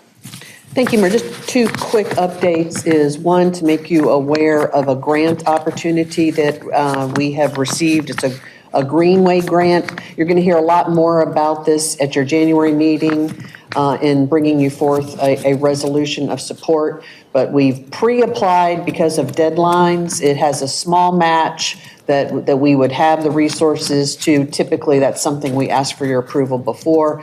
But we've already applied because of deadlines, and we'll ask you to post-approve it in January. And then the other is just letting you know that based on your discussions in the November meetings, staff did draft a bus rapid transit support letter and circulated it to you. Based on the comments we did not receive back, we have finalized that letter. The mayor assigned it, and it will go in as your collective input towards that public engagement process. And just to let our residents know that that is active until, I believe, the 16th. So through the end of this week, we'd love to have our residents get a little bit more familiar with the plan, let Go Triangle and the Wake County know which of the three alternatives you think would be best for the region. We'd encourage everyone to do that. You can find the link to that on social media. Thank you very much. Sounds like that's it from staff. We were originally scheduled for a break, but we just took a break, so we're going to keep on rolling. At this time, we have 3 work sessions tonight: a proposed mural program overview, an NCDOT McCrimmon Parkway project, which is U5747, additional betterment options discussion, and town council winter retreat planning. We have allotted 2 hours total, and it is important for us to complete the work of all 3 of these tonight, so it is up to us to do our best to keep our individual questions, comments, and observations on point. At this time, we're actually going to all move down to the table for all 3 of these work sessions, so bring what you need. And we're just going to do that without a break, so if we can just sort of get on down there. Brittany Johnson, Planner 2, will facilitate our first work session. Please keep your microphones on. Keep them on. Your microphones on, please. Microphone. All right. On our bodies.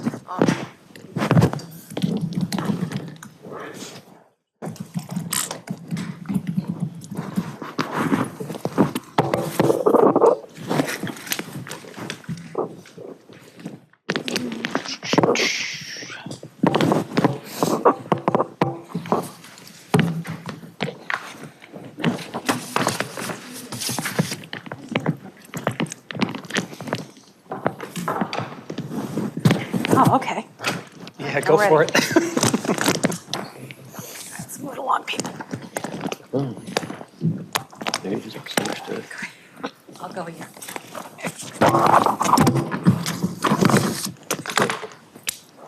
Thank you. Appreciate it. Okay, there's glitter. There's glitter. Somebody with glitter was sitting here. Somebody with the arts and crafts.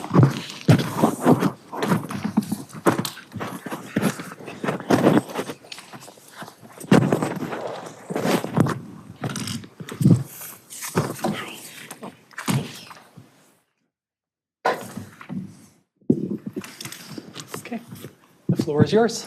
All right. Well, good evening, Mayor and Council. My name is Brittany Johnson. I'm a planner 2 with the Planning Department. I've had at least one opportunity to kind of meet you all, but I'm happy to be here tonight. I did provide a copy of the presentation for you all. That way you won't have to, have that awkward motion of looking back, hopefully. But it'll also be projected here. So I'll go ahead and kind of get started. It is my pleasure to kind of introduce the Town of Morrisville proposed mural program.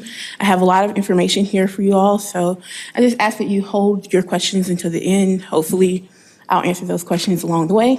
That's the hope. And without further delay, I'll go ahead and get started.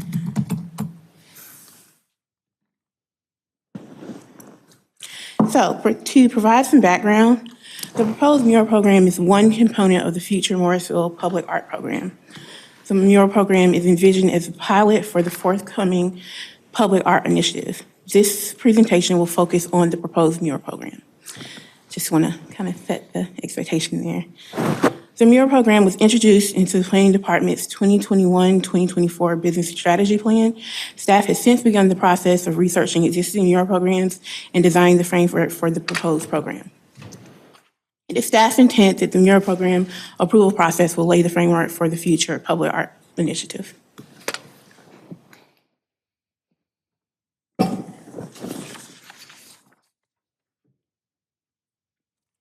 Process and timing. Tonight, staff will provide an overview of the proposed program and will ask council to evaluate the proposed mural program approval process, evaluate and select the 3 top locations for mural installation, and then also discuss theme options provided for potential muralists.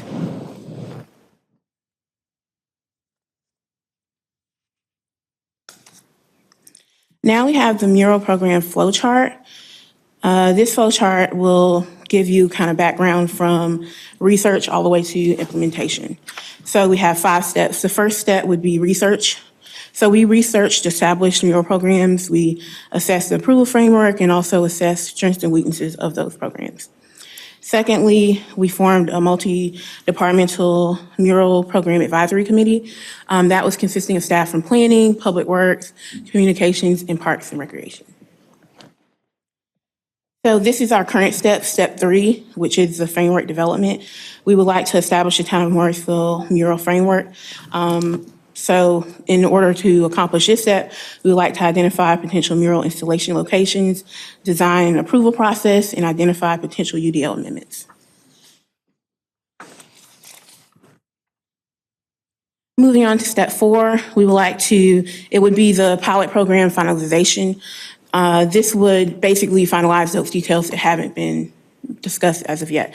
So this would entail site-specific evaluation, including costs, updating council once again, and then also appropriating funds and recommending and adopting UDO amendments. And our 5th and final step would be implementation. That would involve issuing a request for qualifications, and then also reviewing proposals and selecting a muralist, and then finally, of course, having mural installation.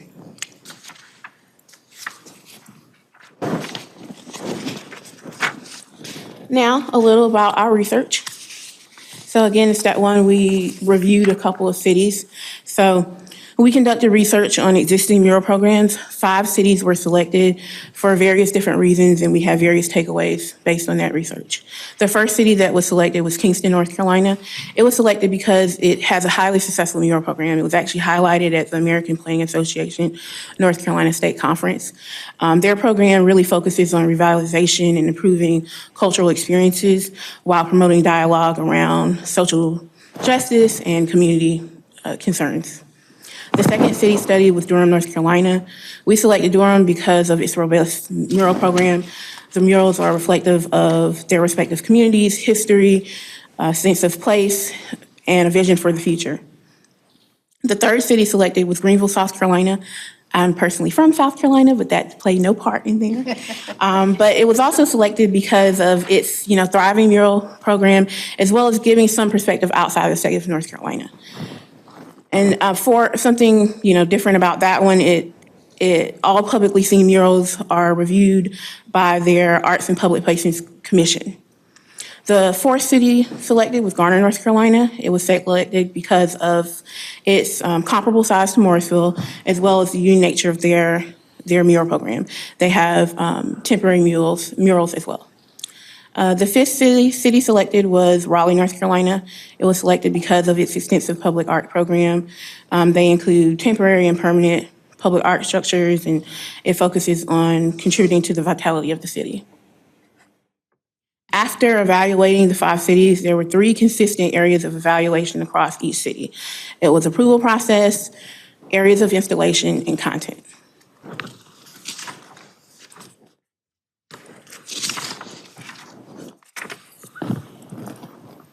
So next we'll go on to findings. I got a little lazy with my clicker there, so we're going on to findings now. So a part of the findings, we were looking at approval process, and part of that would be forming an interdepartmental committee, which was completed. We would then identify the first 3 locations for installation and select a theme. We would want town council feedback, of course, on that. Also proposing to release a request for qualifications. Then we would go on to selecting an artist and design. Now, that step would be completed by staff, council, or an advisory committee. They would be reviewing the RFQs and then choosing from there. And again, that would be up to you all to figure out if you want to take on that task, or staff would take on that task, or an advisory committee of some sort. And then next would be the approval of a contract, and then creation, which is the most exciting portion.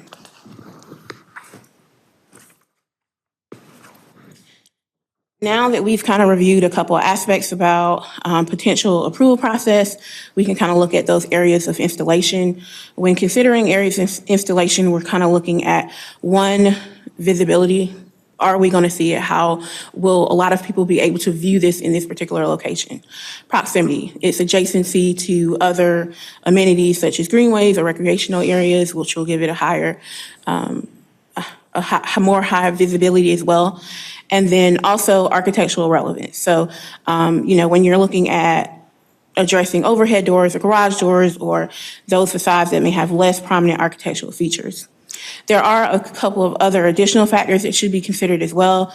One would be historic relevance. I would use Shiloh, for example, as historic relevance, and then also planned improvements. So we want to make sure that these murals will have longevity. So if there are planned improvements, that may, make us not prioritize that location.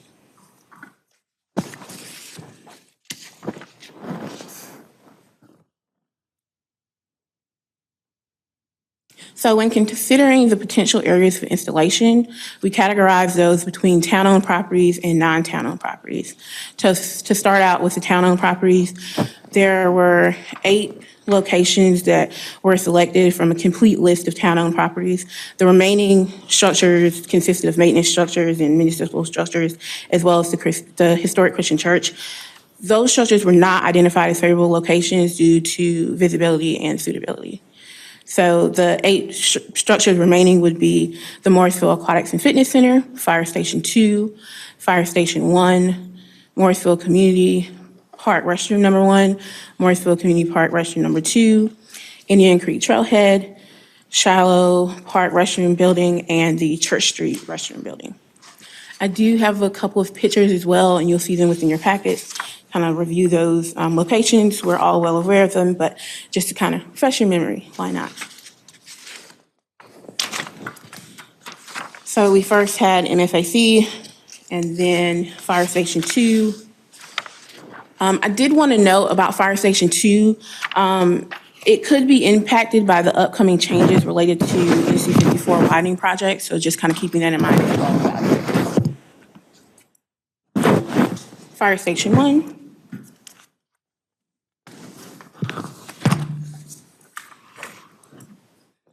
The Morrisville Community Park Restroom Number 1, and that's the one that's closer to the entrance of the park. I think that we're all aware, but just put it out there. And then Restroom Building Number 2, the Indian Creek Trailhead, which is right across the street here. And then Shiloh Restroom Building, as well as lastly, the Church Street Park Building. Along with those already town-owned properties that we've mentioned, there are planned developments in non-town-owned properties. We have identified Park West Village, as well as future Town Center, and the TLD, the Transit Oriented Development District, as potential areas of installation. Park West Village is a planned development, therefore the mural language can be incorporated into the site-specific design standards. Future Town Hall, the mural program can be implemented into the development plan that is currently underway, as well as with the TLD, the mural program can be implemented into the small area plan that's currently under development as well. So it's good timing. And now that we've kind of reviewed potential approval process and potential areas for installation, we can move on to content. So typically mural programs, you want to showcase cultural diversity. You also want to provide opportunities for local artists, contribute to a sense of community identity, and you want to prohibit commercial messaging. So that's another big detail there. And then we also want to provide mural themes, which can be optional. So just kind of jumping back to showcasing cultural diversity, we have contemplated the idea of a community expression board. Community expression boards are literally a sort of interactive mural. So some communities will say, what do you love about living here? And then, residents can leave a message and say what they love about it. And so it's very engaging. It could be a great opportunity for us. You'll see that there are a couple of images. They're quite small, but some community expression boards are done chalkboard. That way, it is something that's very temporary. You have that engagement, but it's not long lasting and it's ever changing. So we have identified that Town Center would probably be the most appropriate location if we were to move forward with a community expression board. Also, providing opportunities to local artists. This would give us an opportunity to partner with various organizations. One that we could name would be the United Art Council. They have actually a grant that it's Arts in Towns grant, which will help promote municipalities taking advantage of promoting public art. So it would be an ideal partnership. And we will discuss theme a little bit more here in the coming slides. So after kind of looking at those findings and all of that research, we do have some recommendations for you all. So the first thing, we would propose the top 3 areas of installation. We've identified them. They happen to be town-owned properties. The first would be the Indian Creek Trailhead restroom building. And the reason that one's selected is just overall location. It's adjacent to Town Hall, future Town Center, and the Greenway. It really is an ideal location. The second would be the Morrisville Aquatics and Fitness Center. That one is highly visible and visited. I mean, I think that everyone has had an opportunity to visit MFAC. The third would be the Shiloh Restroom Building, and that one just based on overall history. We also have some recommendations with theme. So mural themes can be provided based on location. For instance, if it is the Shiloh Park Restroom Building, then it would probably be best for that design to be focused on history. But if it's a proposed mural at Park West, then that could certainly be left up to the artist's interpretation and creativity. So the suggestion is that themes would be location-based. Through evaluation, we've also identified potential UDO amendments. The first would be to define a mural. We definitely want to make sure that we differ that a mural from signage. So it would be an original, one-of-a-kind, unique design or representation that does not contain any sort of promotional or commercial advertising, and it would be painted, drawn, or placed on a wall. And murals should not contain any words or languages, symbols, or representations that are obscene, offensive, political in nature, or derogatory. We also identified a second potential UDL amendment, which would be to allow painting on brick in cases of public art. Currently, the UDO prohibits painting on brick. And then lastly, we would identify additional amendments needed for the public art program as a whole. So now that we've kind of provided some context for you all, we have some additional information as far as next steps that could be taken. So these potential next steps would be after the top 3 locations are selected. So we would further research would be conducted for proposed site-specific details such as theme, location on facade, and sizing for a potential mural. We would also evaluate cost and budgeting. It is important to note that this program is currently unfunded. We've done some research concerning cost, and you'll see those estimates below. So from our research, $800 to $1,000 in paint yields about 200 to 350 square feet of mural area. That's roughly a 10 by 20 or a 14 by 25. We'll also need to look at artist stipend. There's normally a range anywhere from 5 to 9,000, and that's predicated on size and location. Certainly some locations will have larger murals than others, and will the artist go to a second story versus is it all one story, and things of that nature. We'll also look at cost of supplies, potential lifts and scaffolding. Would we rent that material or would we purchase that? That'll also be further discussed and investigated. Also, we would look at other community-based initiatives like United Arts. I think I mentioned that they have the Arts and Towns grant, and that is up to $5,000. They are opening their application in April for the 2023-2024 year, so that's also really good timing for us. Additionally, I want you all to keep in mind that these are estimates and they're subject to change based on specific information. The proposed mural surface could require cleaning, priming, or prepping. So again, it's just subject to change. So a few additional steps. An RFQ has been identified as a potential path forward. An RFQ would ensure that muralists that reach out have the availability and interest to complete the project. We would ask for a description of their initial ideas and work samples and request more details from finalists. The RFQ would provide a project summary with goals and objectives, as well as artist eligibility, submission guidelines, budget, artist responsibilities, selection process and schedule, and timing. Moving forward, we will also continue to design the framework for the Morrisville Public Art Program, including assigning long-term maintenance and management responsibilities for the program as well. We would want council's feedback and guidance that would greatly impact how we move forward with that.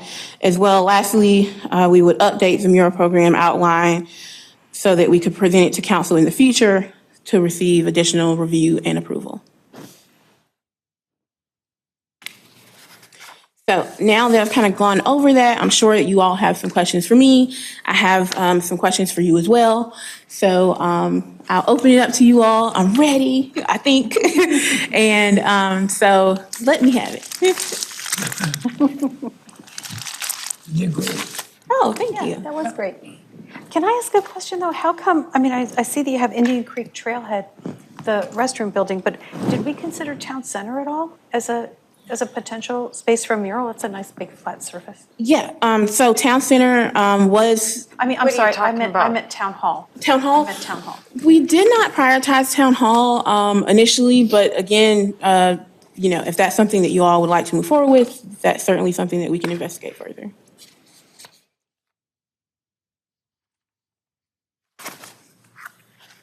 I don't have a question. I really like all of this.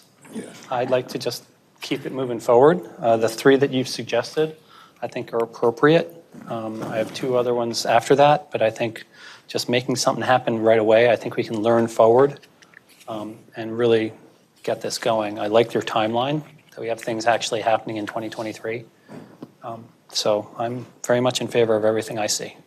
Would we be taking down those bushes in front of the Indian Creek Trailhead restroom? Right now, half of that wall is obscured by the bushes. Well, right now, we wanted to get feedback on which locations you all responded to before kind of identifying which facade and placement. So that will be further discussions, and then that way we'll have more information about landscaping and impacts on that. Well, from the planning standpoint, we want to keep every tree and shrub we can, so. I have a couple of questions. For the Morrisville Aquatics and Fitness Center, where on the building or you'd be suggesting, is this photo indicative of what you're looking at? Yes, and I'm trying to get back to that slide. So as a committee, we would love to see something on this inner wall that would wrap around to the ceiling, actually. That has been somewhat of a dream for us. And that has been just one location that we've identified. But again, nothing has been finalized. We want to make sure to get feedback on which buildings you all are responding to first. Okay. Well, was this picture here suggesting to do it on the back? It wasn't suggesting for that. It was more so if you all wanted something in the rear of the building to kind of give you that option. MFAC is such a high-profile building that we want to give at least a secondary picture for that one. Okay. And then another question I had was on the Shiloh Park restroom building, what type of surface is that? From this picture, it looks pretty rough. And I'm embarrassed to say I've never been. I have been out there. I actually took each and every one of these pictures. Okay. And I can't recall what the material is, but that's another reason why the budget would be different for each particular location. Whatever the material is, would it need priming and prepping, and how extensive would that be? So I think that the paint can be applied to any surface. It's just how much work needs to be done to the surface prior to painting. Okay. I think that's painted cinder block, if I may interrupt, and it was just refreshed, so it looks really nice outside and inside now. And I have one last question. So why wasn't fire station, the old fire station, chosen? Because that would be, I mean, it's kind of an ugly building to begin with, but it would be in a great location right there at that intersection. So I think it'd be kind of cool to make that building, pretty it up a bit with a mural. I agree. I'd love that. I do too. If I could have a turn. I actually don't support the Indian Creek Trailhead restroom building. I think that might be a future mural area, but we are having active projects for the Veterans Memorial and leaving that neutral as we start, we have events there and so forth.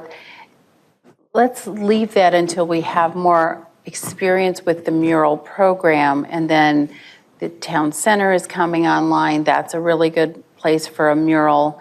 I would like to instead swap that out with fire station, the old fire station #1, because a lot of people sit at the light. Unfortunately. And it really is a more visible, kind of iconic area, and that would be a good first start for a mural. The trailhead is nice, but we can reserve that for later on when we have a really good idea of what we want there. But we can be a little bold and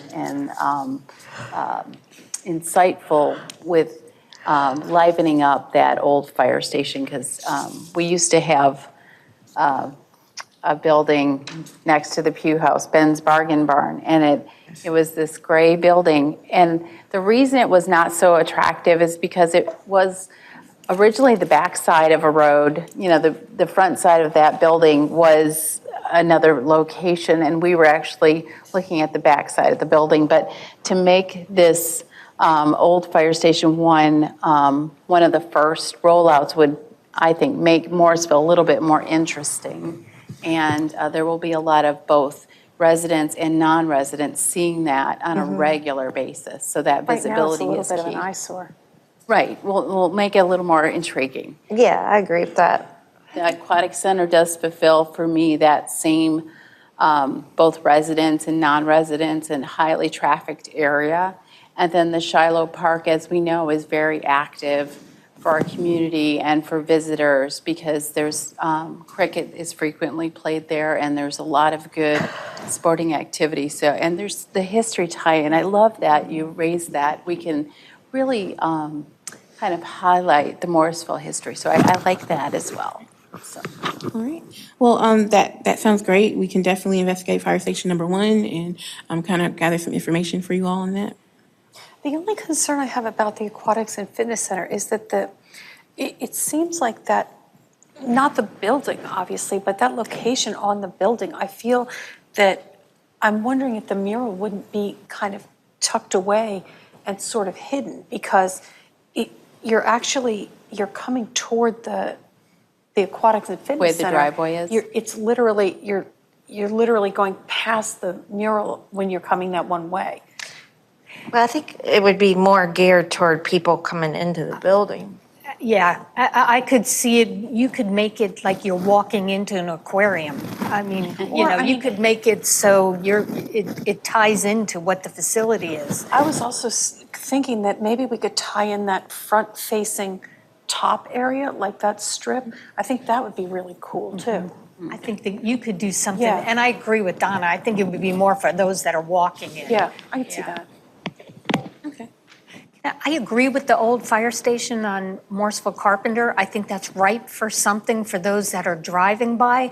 I think I would be careful, though, if that location, you know, folks, for some murals, and it all depends on what the mural is, some folks like to take pictures in front of a mural, and that one's not a really great location to have people pull over and take pictures. So I think we would have to think about that. So, but some of these other locations, I think, could be ripe for a place where folks want to go take a picture. I mean, we think about that when folks say, I want to go take a picture that represents Morrisville. Where would you go?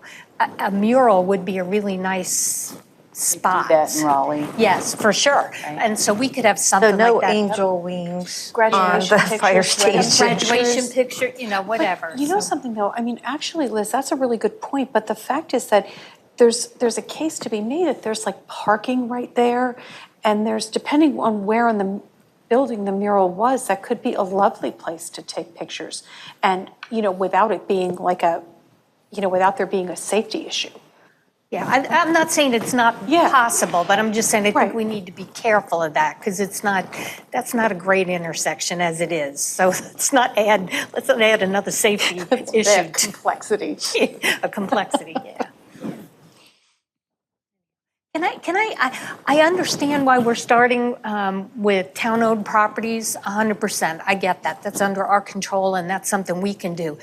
And you talked about a couple of non-town-owned properties and maybe that's the next phase. But I want to throw out there are some properties that I would love to see a mural on right away. And the first one that comes to mind is that huge concrete wall on Morrisville Parkway, right as you entering under the railroad. Oh, yeah. It is just a massive, ugly piece of concrete that is really ripe for something beautiful. And I realize that's not under our control, and it's the old Expedex property. So I would say when we're getting ready, let's turn to them right away and figure out what we can do with that, because it's a huge canvas too. It can really highlight a lot about Morrisville. Well, and what about Trader Joe's? Yeah, I don't know why they. I thought, we okayed that mural. Yeah, we had a closed session just for them to approve them putting a mural up, and then they didn't. Could be the artist wasn't available. Or I mean, there could just be a town reason. They didn't share. So. How about even like?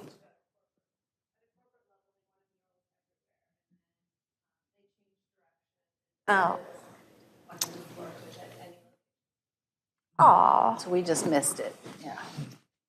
Disappointing. A lot of their artwork is inside now. Yeah. I also did want to mention that I love the idea of community expression boards. I love that.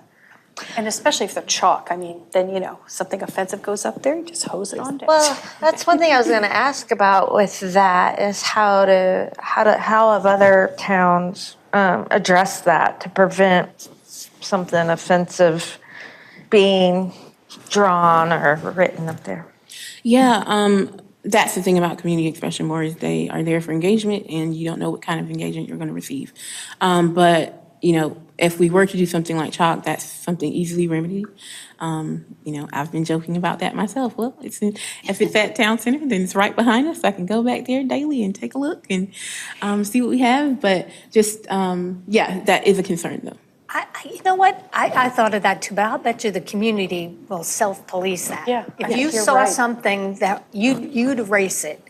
So I think the community will take care of that, quite frankly, before staff would ever have to monitor. I think we have a great community. I'm not sure we would have that problem. Every community has a problem. I have no doubt we will hear about it through some social media avenue. Well, that's true too. I just have one question. To what extent, maybe you've already addressed this, would we be engaging with the local artist community? I mean, in terms of like competitions and things like that, incentivizing our residents or artists or other artists in the area that could come in, whether it's decided by an advisory committee or whatever. Is that something we're also going to do for public engagement? Yeah, that can certainly be investigated. We've identified an RFQ as a possible avenue to select artists. That way, we can ensure that they have the time and they know what the project would be, and they can say, yes, I think that this would be appropriate for me or not. A lot of times, you can certainly have competitions. I'm not sure if that would be the primary source of having artists submit that way, but if you have a particular town center, you want to make that a competition and truly engage people in that particular one, and then you RFQ for others, that's totally within the realm of possibilities. My only concern there would be that I think there's a huge difference between like painting on a canvas and painting on a building. Like I would be concerned about an artist entering a competition like that with fully intending to be able to, to put their work up on the side of a building and then just flat out not being able to realize that vision. That's just one caveat. I mean, I'm all about a competition. I would probably enter it myself, but I'm just saying that we want to be a little careful there. True. And some of your questions are kind of leading me to some of the questions I have for you all, and that we certainly want to get responses to, so that can help kind of guide us as we move forward. And I think that one of what you've raised just now really goes along with one of the questions that we have here. So I'll just start from question number 1 to start. Let me get the slideshow kind of caught up to speed here. Oh, a little too fast. So the first question you all have kind of addressed is, how does council feel about the recommended first 3 locations? You've identified Fire Station 1 as your first priority, and then MFAC, and then Shiloh. Is that consistent with what? I don't know that I put that one as my first priority, but I put it in the mix. I don't, I don't know, do we have to do that right now? Pick where we want to start? Can we just say all 3 concurrently? All 3 concurrently. That's certainly an avenue that could be. Or just prioritize those 3 and whatever logistically works out. Exactly. Some might be one might need better priming than or- another. Yeah. When you say prioritize those 3, are you counting the fire station number 1? And if so, which one would you like to eliminate? The Indian Creek. Yeah. Okay, Yeah. Indian Creek, so, okay.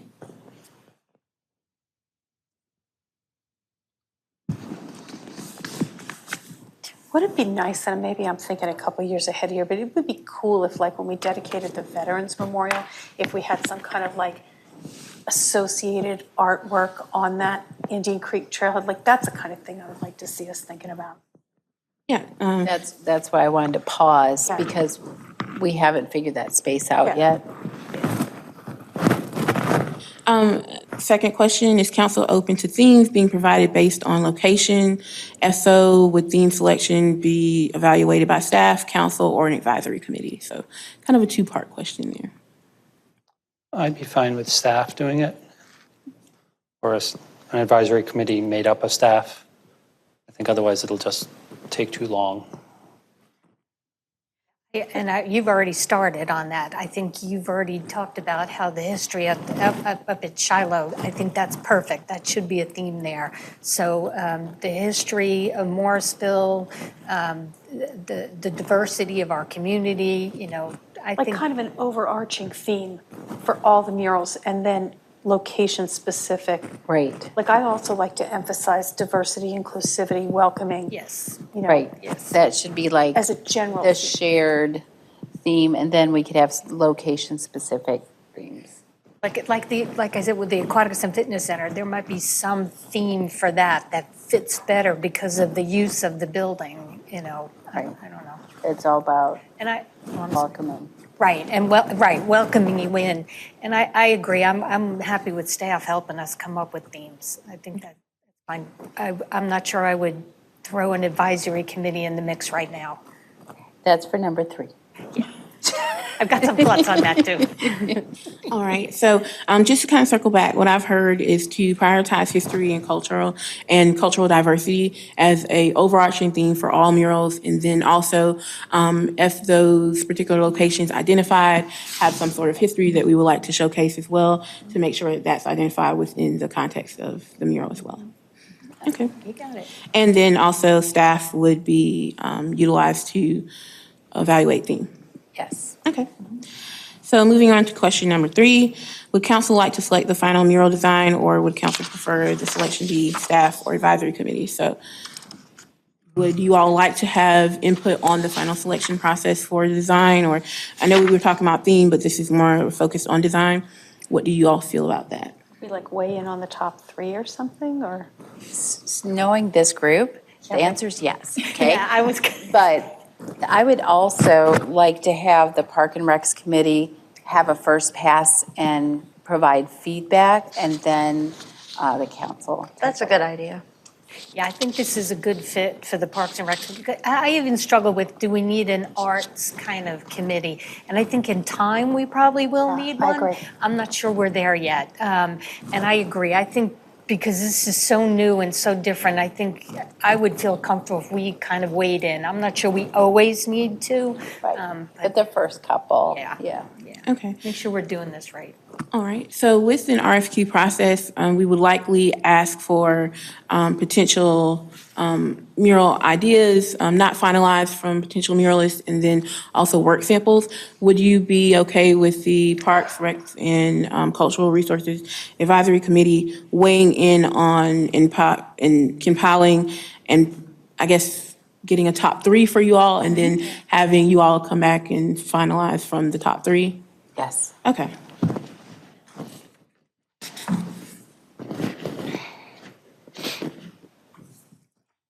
Okay, number 4, how does council feel about a community expression board?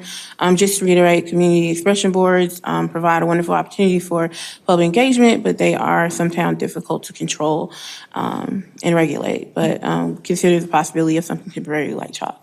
I'm 100% in. I love that idea. I mean, we could experiment through time dependencies, right? Like this month, and then it goes down, and see how the behaviors are to, see what's working and what's not working. Maybe a location works better than another. Would the community expression board be separate from the mural, or in place of the mural, or beside, or what? It's really an interactive mural in itself. So typically a part of it is something that's constructed by an artist, and then a portion of it is something that would have maybe chalkboard paint, and in that way a portion can be engaged by the community and they can leave their personal mark on a portion of the mural. So it's a combination of the two. We had identified probably Town Center being the best location for a community expression board just because of the gathering space aspect, but definitely wanting to get your feedback on that. I get that you all would like to incorporate that, but did you want to prioritize a certain location? Yes, I'd prefer to just focus on the mural first. Right. I'd agree with that too. For number 4, would the analogy be like some communities have a large boulder and different groups might paint the boulder for festive kind of, the boulder changes skins, through the community involvement. Either the community paints or an artist paints, or there's like a special event. So that poor rock gets so much paint that has to be. They do that at Sterling. Yeah, I mean, is that kind of like a community expression board if you have a large structure that they could paint on or something? Yeah, that could certainly be evaluated as a part of that. I've seen that with some, I think police do police night out, and you have children come out and paint and things of that nature. So that's certainly something that could fit within community expression. Any way that we're giving a chance to actively express something on something provided, then it wouldn't have to necessarily be a wall.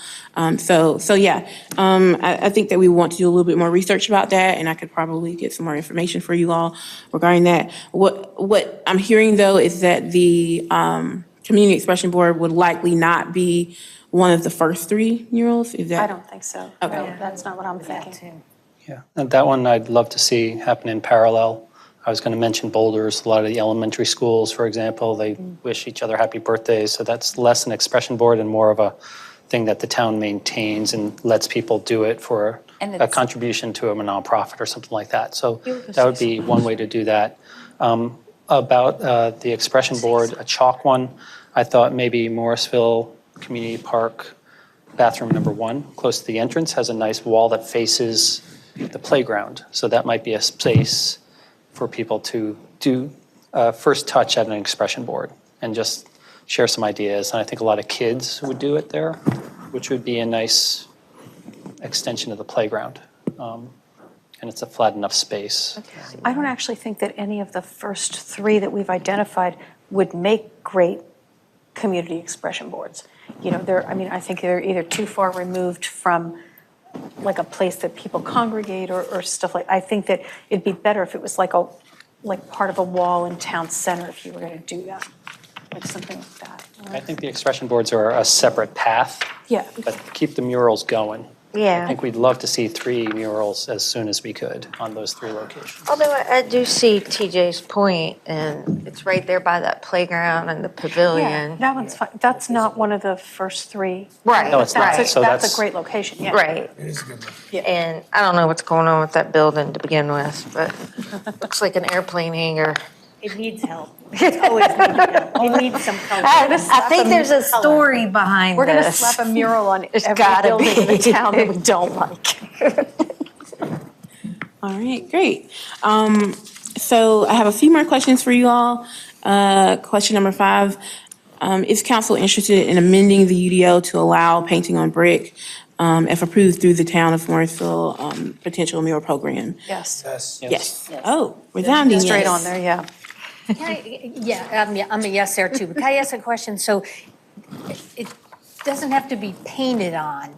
It could be, the work of art could be like tile, and then the tile project could be applied to hang on the side of a wall, right? Are we talking paint only?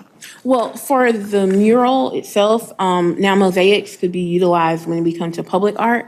That's encompassed in overall public art. So if that's something that we can, that's something that we're looking at as well. Right now, for the mural component, it would likely be paint. Paint on it, okay. Number 7.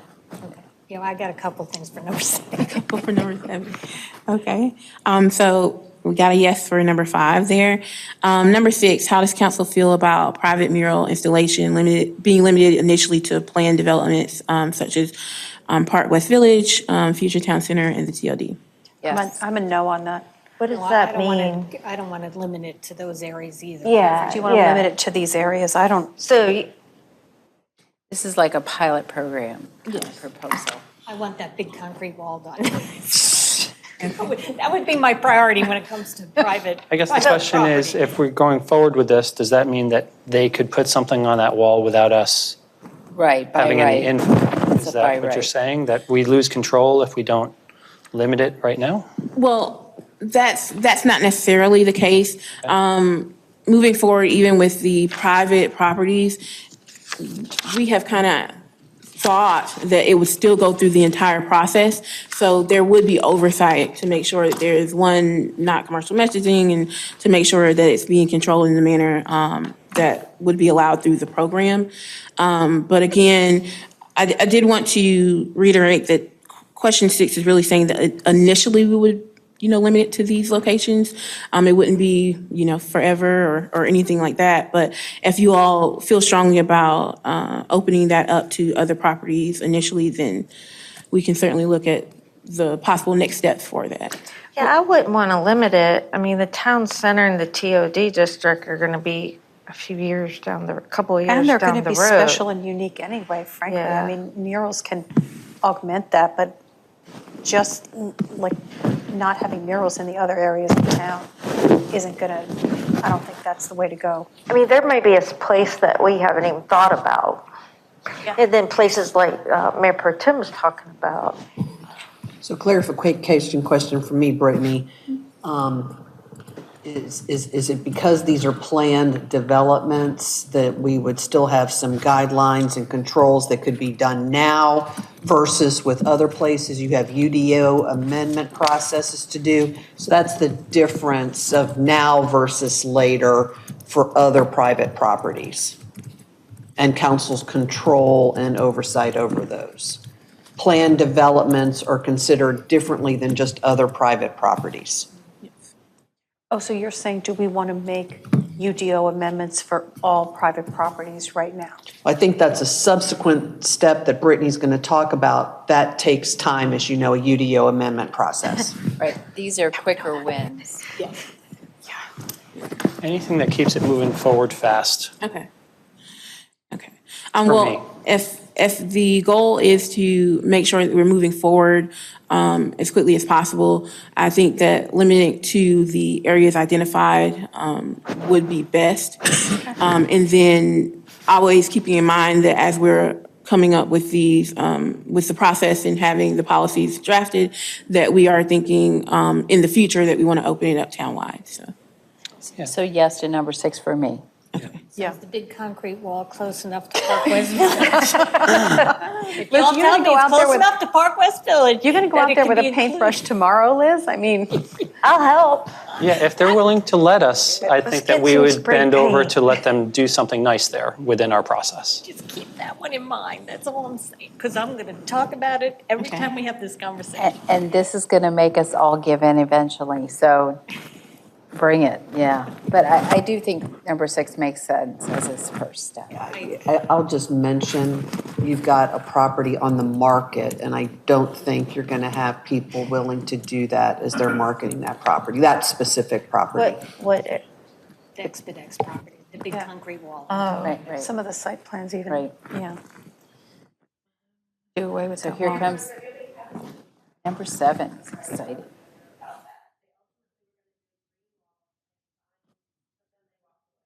See, that would have been beautiful. That would have too. been It's nice. beautiful for that. I actually would have preferred that over a mural, but yeah. Right. Green wall, living green. Okay, we're back to the paint. Ms. Johnson, you're doing great. Let's keep this going. Okay. See, we're getting out of control. Oh, no, enjoying every minute of it. So, question number 7, last one. In addition to the mural program, what other expectations does council have for the public art program? What would you all like to see? Oh, I want to start with this one. Public art, we could have something that was rotating and then something that was permanent. So it's like, I've seen towns do like competitions, like little statues in their downtown, for an event or whatever, dressing up bears or, just things that, I know, there's this one downtown that had the That's cutest little Newburgh. bears dressed up, but Dressing up bears. yeah, but the businesses would engage, so it's like some sort of rotating art that would be possible, but then there might be some permanent art locations that we want to consider for the town that would have a structure withstanding for decades. Sweaters on trees. I'd love to see an arts public art program. Like, I'd love to see something outside of the box, something unique to Morrisville, like painted sidewalks or I don't know, something that not everybody has. Art with like vine walls is a great example. Like, I'd love to see that come under an art, a butterfly garden, but on a wall. Or just, I would like to see something different, something creative that's unique to Morrisville. I would love that. Okay. Were you thinking more like topiaries or? I guess I'm thinking like something I haven't even thought of yet because I'm just not that creative. Like, bring me something that when somebody first threw it out there, everybody else was like, no, that's crazy, until they decided they liked it after all, Like painting fire hydrants? Like painting fire hydrants, yeah, or something like that, like something cool, something new, something super creative. Painting steps, public steps. Come on, Brittany. Good luck with that one. No, but I don't disagree. I think we do want to be unique, and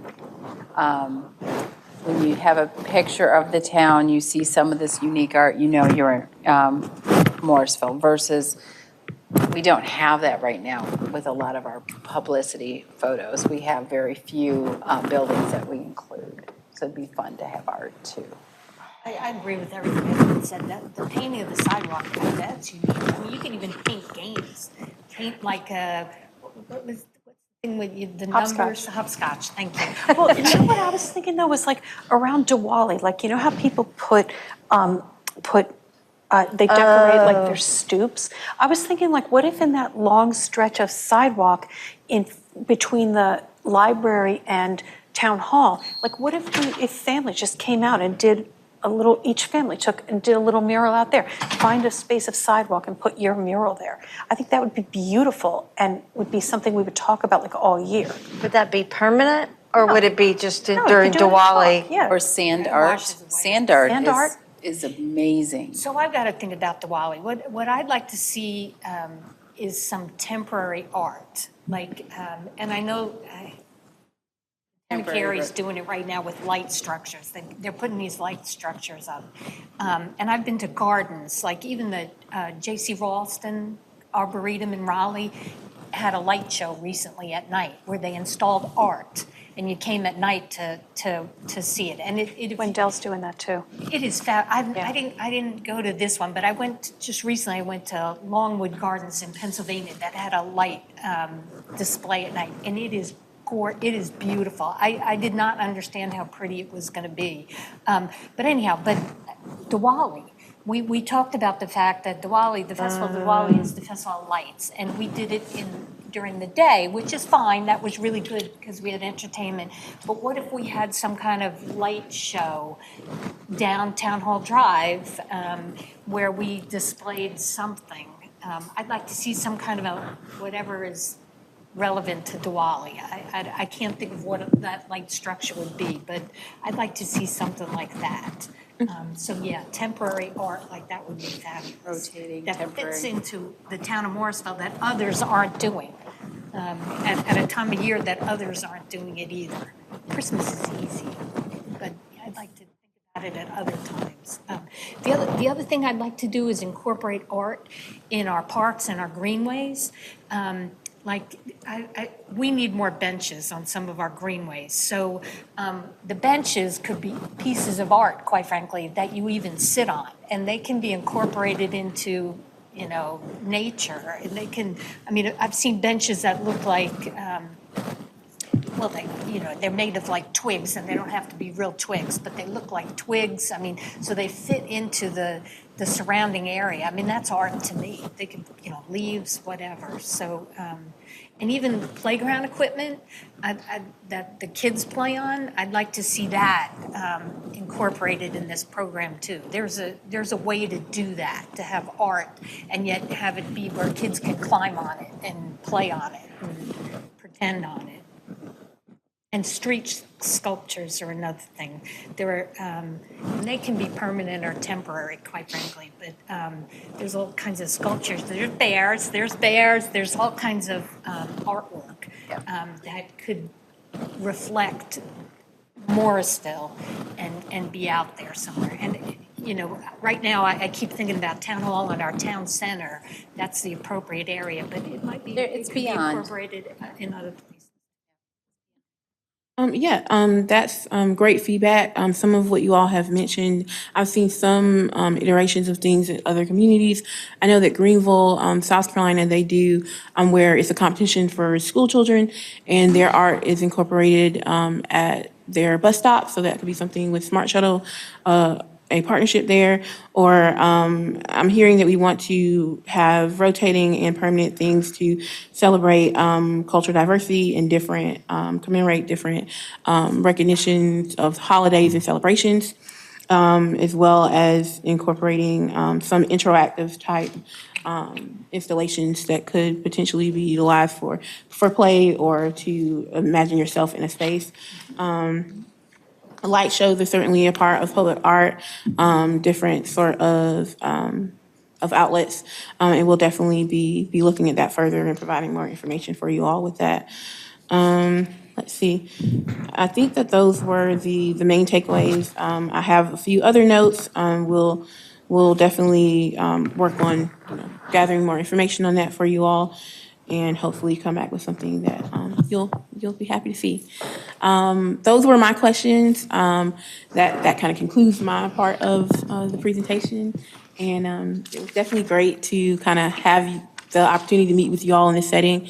So thank you very much. Thank you. Great job. This is exciting. This was fun. This one, can I just share a couple of, can I share just a couple of thoughts that got spurred during the public art part? The idea of a Morrisville Diwali walk, like around our stormwater BMP across the street, would be nice, kind of like we have our trick or treat the trail. That could be another nice thing. And that's just jumping on the different ideas that I heard about a nice walk for Diwali. Also, from Councilmember Rabati, something outside the box would be painting light poles around town. If we can work with Duke to do something like that, there's lots of them around, lots of opportunities for different creativity. Also, downtown Raleigh on Fayetteville Street, they have the utility boxes that are really nicely painted. If we have opportunities around town like that, those are small wins that sort of stand out. So those might be easy ways to get a public art program off the ground a little sooner rather than later. I think getting young artists involved too. I know there's That's a great point. a local Morrisville artist that he's teaching people how to do art, and one of his posts, one of his TikToks got 395,000 followers, and he lives right here. So I mean, it's just the idea of how we get these young artists engaged. I agree with that. Encourage them. Yeah, that's a great idea. And that artist actually has reached out to me saying, look, we should do more, art festivals and things like that, but getting this whole kind of community that we don't see, these young high school kids get involved, right? Through social media and engagement, so that's just an idea. Yeah, something that I saw recently that I thought was a great idea, kind of dovetailing with sustainability, where you have this paint that only shows up when it's raining, and you kind of have that near gutters, and it's teaching children about sustainability and how we're treating water and how that goes and all of that. So there are so many great things out there and avenues that we can certainly try to incorporate here in Morrisville. Right, we want them all. Go to all of them. Yeah, all That's the right. same ones, all the same. That's right. How about glow in the dark I paint really enjoyed this. while we're at it? So you'll be bringing something back first meeting in January? Yeah, glow in the dark paint. He's joking. What? He's joking. What did he say? Vacation for you. He's joking. Yes. Okay. He's joking. Thank you.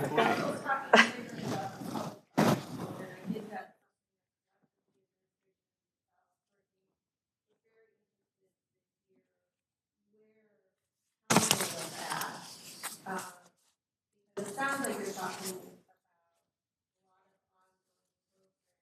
we are going to need to go back and try and figure out.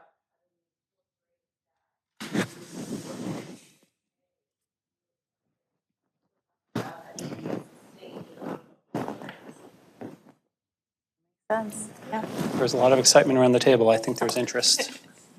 Well, are there things that we can do as part of the public art program that you guys are already aware of that does not require as much involvement of staff?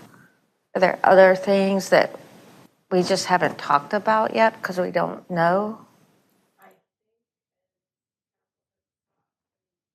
Options are almost endless.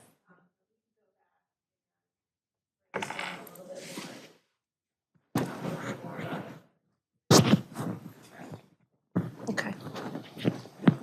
So would public art slow down the mural program? I think we don't want to spread ourselves thin if we can keep the mural going forward. And the mural's top. I think that's the direction that we want. We don't want to be slowed down by public art and thoughts and resource needs. Is that correct? Yeah, I think, yeah. We don't want it to have to be one or the other, but let's go forward with the murals. Agree, but even that requires additional work on behalf of staff. Just have to Understood. recognize Understood. that Yep. that's the case. It's not going to happen on January 15th. Yes. I thought Brittany said it was going to happen on January 15th. She didn't say no. Okay. All right, run from the room. Nice job. You set some. Okay. You set the bar very high for every time you come before us, so. Oh, wow. Appreciate that. Very good job. Okay, Impressive. so we had a need for a quick 5-minute break, so let's go ahead and get in position for the next work session. Danielle Kittredge, Principal Planner, will facilitate the next work session. So if you can bring your stuff up to the table, we will reconvene as soon as we have 6 back. Parkway widening, known as U 5747.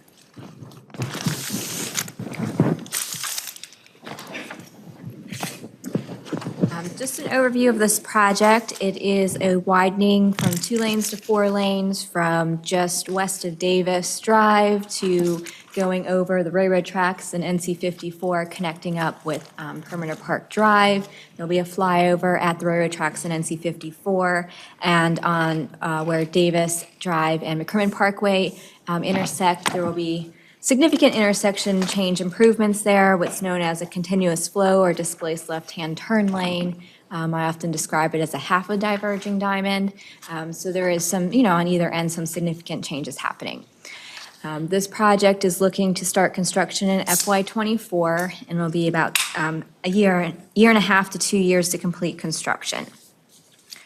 This project did start a while back. I think there was a presentation back in 2018 to Town Council about this. So it's been ongoing for a little while. These road projects take a while. During some of this, knowing what NCDOT was proposing, what we have in our comprehensive plan, transportation plan, we do have a betterment with NCDOT right now to include an 8-foot wide sidewalk on the north side of McCrimmon Parkway. There's also a 5-foot sidewalk that's on the south side of McCrimmon Parkway. And then what is pretty standard with a lot of roadway projects is we also try to fill in the gaps of streetlights. So right now with some streetlight conduit and sidewalks, there are some estimated costs up there. These costs are from last year. They're rough. I would expect that they are a bit higher now. So I just wanted to put that in there for context. NCDOT, before they do go to bid on this project, we'll have a betterment agreement that comes back to Town Council with the exact estimated cost. So just wanted to remind everyone sort of what was with this project right now for betterments, and then seeking feedback today on 2 additional opportunities. One is flyover aesthetic improvements, and the other one is looking at some pedestrian improvements at Parkside Valley Drive and Davis Drive. I did put a note on here based on a variety of development that's happened in this corridor. We do have $645,000 in streets payment in lieu that could be used to help offset some of the betterment cost. Like I said, all these project costs will continue to increase just based on the economy, but did want to make sure that that was factored into some of the consideration as well. What I'm going to do is touch on the flyover first and then go into the pedestrian improvement. And sometimes it's a little challenging. And what I'm going to try to do with some of the next slides is to kind of conceptualize possibly what this flyover is going to look like because it's quite long. We don't have any elevation renderings of it, so we do have line drawings. And I have a few different pictures from other types of flyovers or bridge structures to kind of help paint that picture. So with this, we are looking at, this is kind of more of an aerial view down onto the flyover. It's 360 feet going over the railroad tracks, NC 54. It'll have a weathered steel girder on it, and there will be something that was recently found, kind of reading through the plans. There is safety fencing that will be installed on it, and it's my understanding it will be the full length of the flyover structure, the elevated portion of it. This is due to the railroad component, the pedestrian and railroad component together. So I do have some pictures of what that may look like, but did want to point that out. And then the other component shown here, the red lines, is to kind of delineate what they call mechanically stabilized earth retaining walls, just MSC walls for short. That's where we have an opportunity to do some aesthetic improvements. And then those are some of the options we'll go over as well. This is kind of another view of what flyover could look like. The image on the top is one that has betterments that were done to make it a little bit more aesthetically pleasing. This one is only about 170 linear feet, so it is much smaller than what we'll have for the McCrimmon flyover, but just wanted to provide a little bit of context there. And this elevation here, what I was attempting to do is try to provide, if you are in the purple, you're driving north on NC 54 Chapel Hill Road, you have the railroad tracks off to the right. There is one column between the whole span, and then you do have the MSE walls, which this provides a good view of their more of the square. So as far as how they would be, sometimes you see the slope under the bridge structure, and then these would be square. To provide a little bit more idea of what we could be looking at for the McCrimmon Parkway flyover, this is on Hillsborough and I-440. It has railroad tracks with it, but I tried to sort of delineate approximately how wide 362 feet would be. So you have, it's a pretty long area, and just thought, although this one's under construction, that it would provide a little bit more perspective to that. This is a lot. Yeah, it's pretty far because you've got the whole railroad right away in there. You've got the NC 54. Some other components. This is in terms of what you would see with that security fencing. It is black vinyl coated. Chain link is the standard. I did confirm with NCDOT that if the town wants to pay extra money, you could change the fencing, but did want to make note that this would have that security fencing for the full length of it, where it has the essentially like the drop down underneath. How wide is that sidewalk right there by the black fencing? Is that a 4 foot, 5 foot? It's probably 5 foot sidewalk. It doesn't look super wide. It might be actually a little wider with the curb in there. Okay, so we're talking about 8 though, so it's going to be fairly comfortable to be able to walk and ride on that. If I recall, there is a little bit of I have to see if there is a little bit of a grass median that continues with it across the flyover. But yeah, it would be a little bit wider there, and I can confirm the details. So the two examples below the wire fence, those are not in scope. Those are just examples of additional safeguards, but those seem kind of low for the length of the span. And these are going to be for, the weathered steel girder to kind of provide some context of what that would look like. Okay. A lot of times you will see whether it's painted, sometimes they're full concrete structures. NCDOT, due to a lot of maintenance reasons, you don't have to keep coming back and painting it. The weathered steel creates its own protective layer, and so it is more of a standard lower maintenance option. And then it comes into play if there is an interest in doing any types of aesthetic improvements. Sometimes the gray tones don't always look great with a browner kind of color, and maybe a warmer color looks better. So that's one reason to point that out, and that we don't have the option to paint the weathered steel. That makes sense. But we do have an option of like different colors for the protective. So their standard is going to be this black vinyl coated that you see up here. In terms of options for other types of fencing, it would be something that we would propose back to NCDOT, but what comes to mind are things like the, black aluminum picket fences that then curve over a little bit as a different style. But at least it is black vinyl coated, which I think blends in a little bit more. Right, no, that looks a little nicer, yeah. Going back to the weathered, are both of these? They are, and I will say this one is likely not from North Carolina. This is a street view on the bottom right-hand side is a street view from one in North Carolina. So you're more, based on what I've seen, it's going to be more of this little bit darker brown. So you're saying based on where this is, it weathered to a different color? It could be could be a newer bridge as well. What I looked at was, what do some of the weathered steel bridges look like here in North Carolina? This one I thought with the browner kind of color really showed sort of that weathering starting to take place. But yeah, I think what we would mostly be seeing is on that lower right-hand side. I think that looks better than the orange one anyway. Yeah. I kind of like the orange. To me, it looks rusted. So what I wanted to provide then is, based on where the project is, it's at 90% design, we do have options to do non-weight bearing aesthetic improvements. So this does limit us to things like tinted concrete, letter stamping. I'll go over some ideas for that as well. And then the MSE walls, we can do design or texture on those as well. And I'll show a few different examples for that. Some things to consider, though, with these different options. One, the flyover is a gateway to the town. That's kind of why we've sort of been looking at, what are some of the options that we might be able to do. Decisions about the flyover may set precedent or the tone for other flyovers that could happen, whether we Airport Boulevard at some point in time, if there's other locations. The flyover is adjacent to future potential commuter rail, rapid bus, the TOD.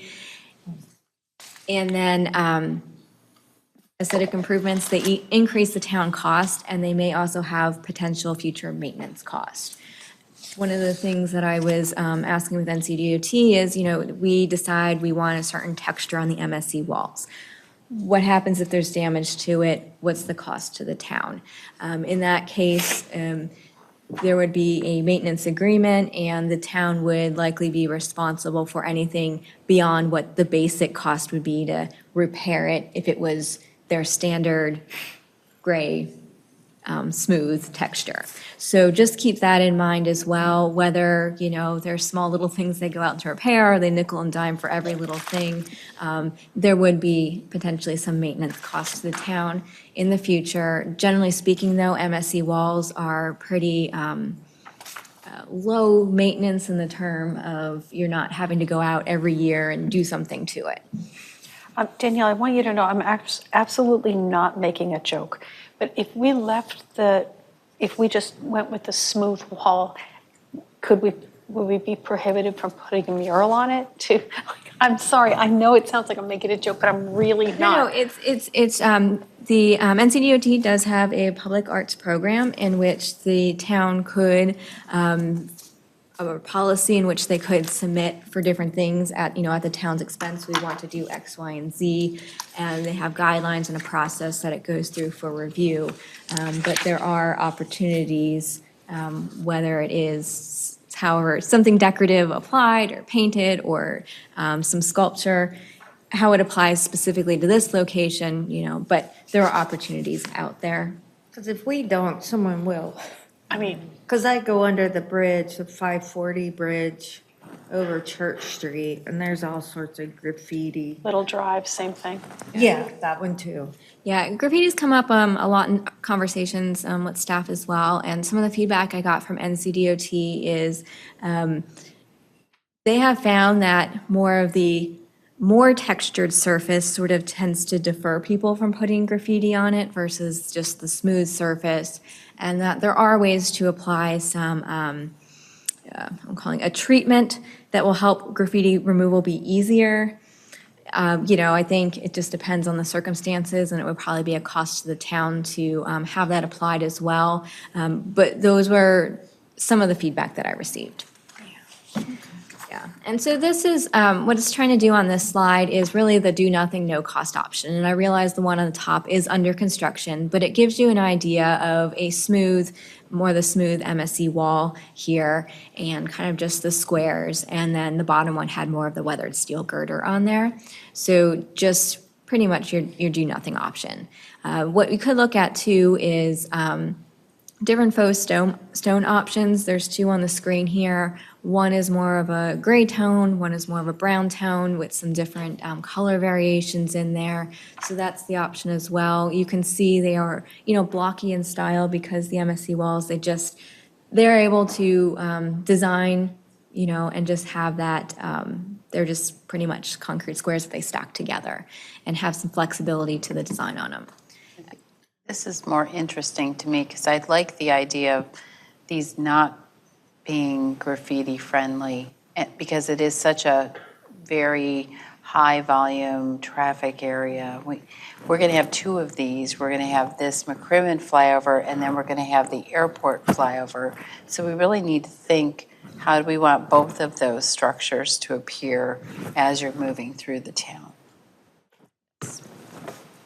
And I did want to mention here, if there's a decision, to say, look at MSC wall, doing some type of texture or design or pattern on that, we're looking at probably a minimum $300,000. That's just based on average bid cost and the square footage of MSC walls that this particular structure has, and that would be at 100% for the town's share of that. And like I said, this is, just a rough cost based on average cost that NCDOT has had for this type of work. So here, this was just providing an option of what the smooth option looks like, squares, something slightly more geometric. The bottom is geometric patterns in some way that you can do as well. And then this is getting into the tinted concrete. So we don't have, NCDOT is working on trying to find some projects with this in it to help develop a little bit more of a cost estimate for it. It's likely going to be lower than doing, the design for the MSC wall if you were just say go with tinting. This one provides an example here of just smooth walls with tinting. It lightens it up a little bit more because it's gray. And you could also have more of a plain geometric with tinting in it as well too. Danielle, is the geometric, is that an extra cost then too? Yes. Okay. Yeah. On top of- Similar to, if you were to have this more of the stone kind of look, the geometric would be a cost as well. Of course, I like the geometric. Of course you do. And then one thing I will point out too, because this one's going to be more focused on letter stamping, but on the bottom with the Triangle Expressway, you'll see more of the brick pattern. That's one thing that NCDOT did communicate, that one for some reason seems to have a little bit more maintenance, and they don't recommend the brick, just based on their experience. So I haven't really focused on that, but did want to mention it in case you're like, oh, it's another design option. So the letter stamping, they don't want necessarily our slogan but could we say simple things like McCrimmon and the next one airport, just so people know what they're on 54 and which roads those are? Yeah. For identification. Well, why not say welcome to Morrisville though? Yeah, like having welcome to Morrisville or just town of Morrisville. McCrimmon, town of Morrisville, I like that. Yeah. And so something, to think about here, there, as far as what's on this parapet rail barrier, you can put something there, depending on how the bridge is, kind of designed. There was things on the side or, something that I would kind of recommend against, although first it came up as an option at one point in time, is we have our Morrisville M, and, that could be kind of nice too with branding, but branding also changes over time. So it's better to stick with simple lettering. And I guess thinking about too, and kind of with the welcome to Morrisville, is if there is an Airport Boulevard flyover, is that something that we might think of being repeated, or is it better precedent to just say McCrimmon Parkway on it?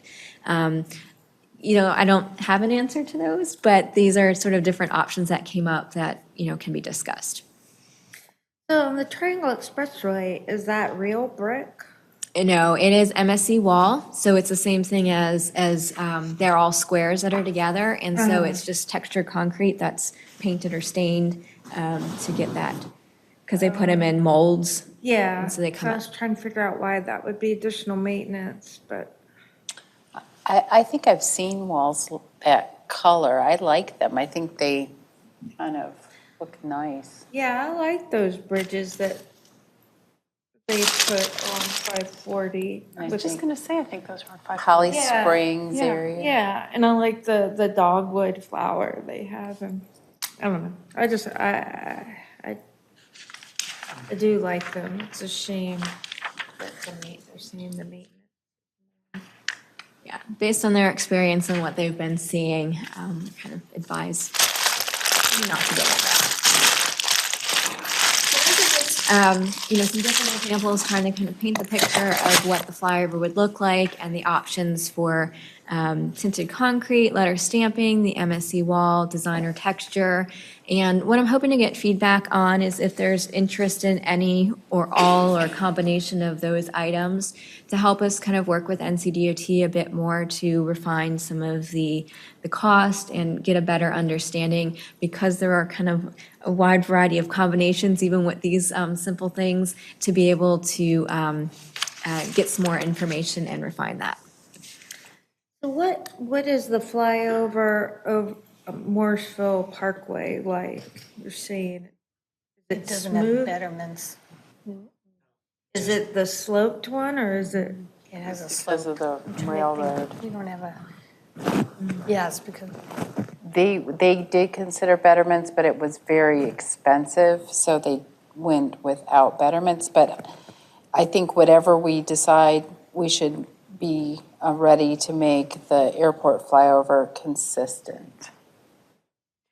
Danielle, on slide 12, I see the tinted concrete, but then there's the stone there. Is that part of the tinted concrete, or is that something that's prohibitively expensive? Because I really do like that. I like the offset. That's stamped Oh, you concrete mean as this well? area I with do. like the stone look right Yeah. there? Yeah, so that's also just, you can see the squares. They're the part of the MSC wall in which they pour them into the mold. Some of these things, there is not a standard pattern book out there where you can go, I want design number 12. So some of the based on the feedback that I do hear as well, there may be some, sometimes they may have to do things specialized. But if you can point to something that you're like, this is what we want, it makes it easier. So for cost effectiveness, if we tinted the standard concrete for the length, the really long part, but we had some sort of texture on either side, that would kind of, not expose us to a lot of special, but it would give it a little pop. Option. Well, so when you're driving and then you see that wall right there. Right. I was going to go back to something. Oh yeah, so like this wall. Yeah, that having wall. something a little bit Right. more different and then, textured. and then a tinted concrete, so it's not so gray and dull and sad. I have a question about this cost factor. You have on this, the highest, and then you had medium, and then the lowest. Yes. So is that comparing those examples to each other? It is, yes. So this would be relative to this one being the highest cost, but the sort of magnitude of the medium and lowest are things that I'm still working with NCDOT on to understand, what some of the recent costs have been for projects to define that number a bit better. So what's the difference between these two examples and the next one that makes that, is that the medium? This is just as for what I put medium in terms of if you were just looking at color tinting only. Oh, so that doesn't include that texturized? No, that's no, yeah. Oh, that's what I was trying I to mean, think. but you can look at it, if there are things that you're interested in, I can see how that would impact the cost as well.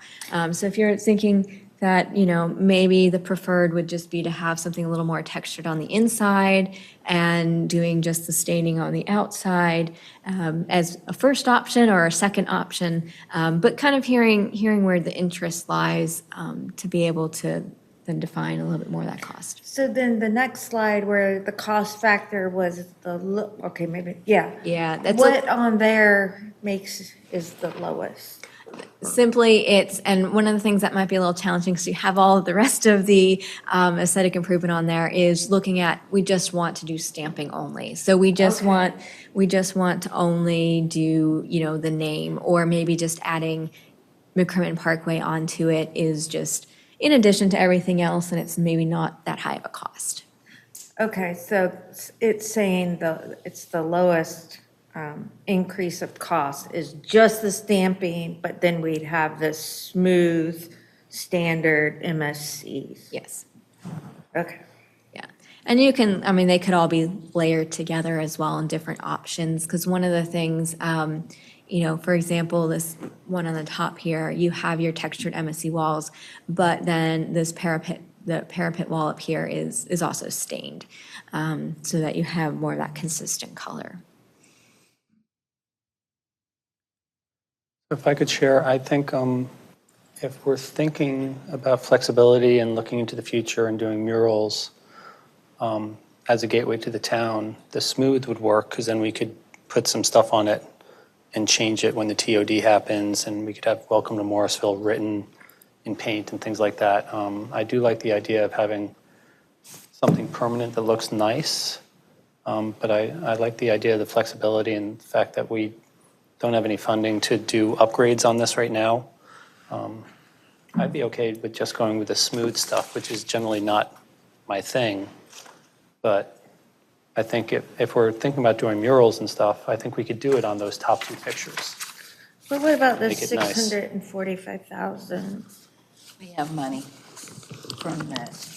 Yeah, but how Yeah, much? but that'll be used up pretty fast. Oh, yeah, on but we have to stuff. prioritize, so. So those are just my thoughts. And just to add one more wrinkle, if you go down 147, there's a really cool bridge that has some lights on it. Yeah, I've seen that. Which is really a standout. And that's Where's that one? Going down to Durham. like if you go to and Durham Bowls and stuff like that. So The new we bridge? could do something like green and blue, and really that's Welcome to Morrisville as well. But that's obviously a big add too. But that's just something to think about. It is something you've noticed. So I'm not really giving any clear direction other than I'm okay with smooth, because I think that gives us flexibility into the future. But I do like the idea of having something nice like Triangle Expressway that's branded all the way through and it looks nice. I mean, are you in favor of tinting so that we can have a distinct look and feel for the flyovers in Morrisville? I think if we're going to do that, I think we should go really nice and do the stamping. The tinting is like the halfway, and we can't really. And you could do both We of them can't do the together. murals on that. I mean, I'd rather commit to murals and being unique in the future, or I making just don't something like nice the now. gray, so I'd rather have a lighter, happier, That makes sense. I hear you, yeah. but I think we're just going to cover it anyway. But it's so ginormous. Yeah, that's a great opportunity. No, it's not going to be feasible. That's why I think tinting the whole thing for the sides would be good. And then murals are only going to be small part. We're not going to have that big of a mural. And I will say, NCDOT told me there's a little over, might be 20, 21,000 square feet of MSC wall. So That's why I'm thinking tinting is maybe a good first. And I would just add to, depending on, you know, whether or not, funding for murals as well, and then kind of going through the NCDOT process and everything that they require and meeting their policy guidelines. So just making sure that, if that's envisioned too, that there are some little hoops to go. They have mechanisms, but there are some hoops to get through with them as well too. So just mentioning that. You know, I think it's just the pedestrian bridge that goes from the art museum over, is it 440? Oh, yeah. Do you Right. happen to know, just off the top of your head, what type of fencing they use there? Don't. It reminds me Is of it more that. decorative or? It reminds me of that kind of the protective. I've walked across there, but I can't remember. I can look into that a little more. And there's also the pedestrian bridge for the American Tobacco Trail. Right in Durham. Yeah, going north from South Point Mall. And I know they have some fencing too, but I don't know what kind.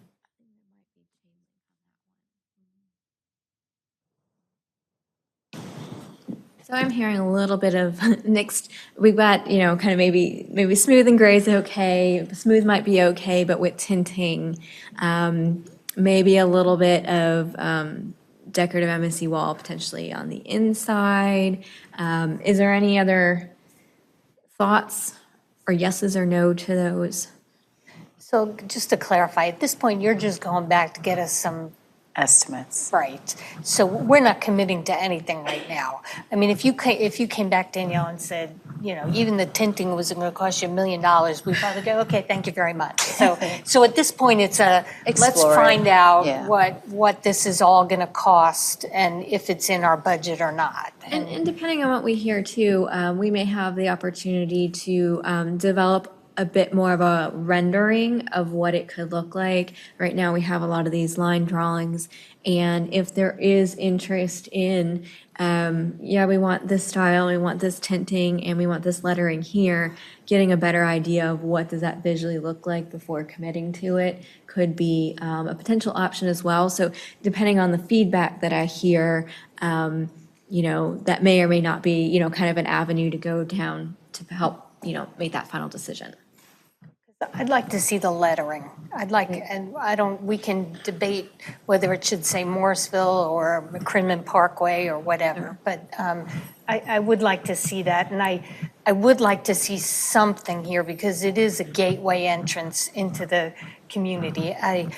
Whether it's tinting or if it's Something a little bit to pop something it, a little right. more upgraded, I would like to see that. I agree with that.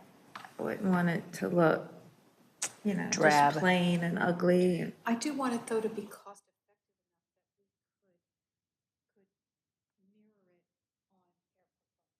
effective. I think that's really important. Exactly, is to, yep. If what we have is $645,000 for betterments,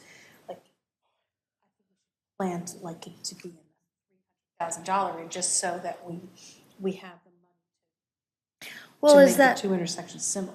but is that necessarily the case? Is that 645,000 isn't for McCrimmon and Airport Boulevard, is it? No, that was, it is only for use in that McCrimmon corridor.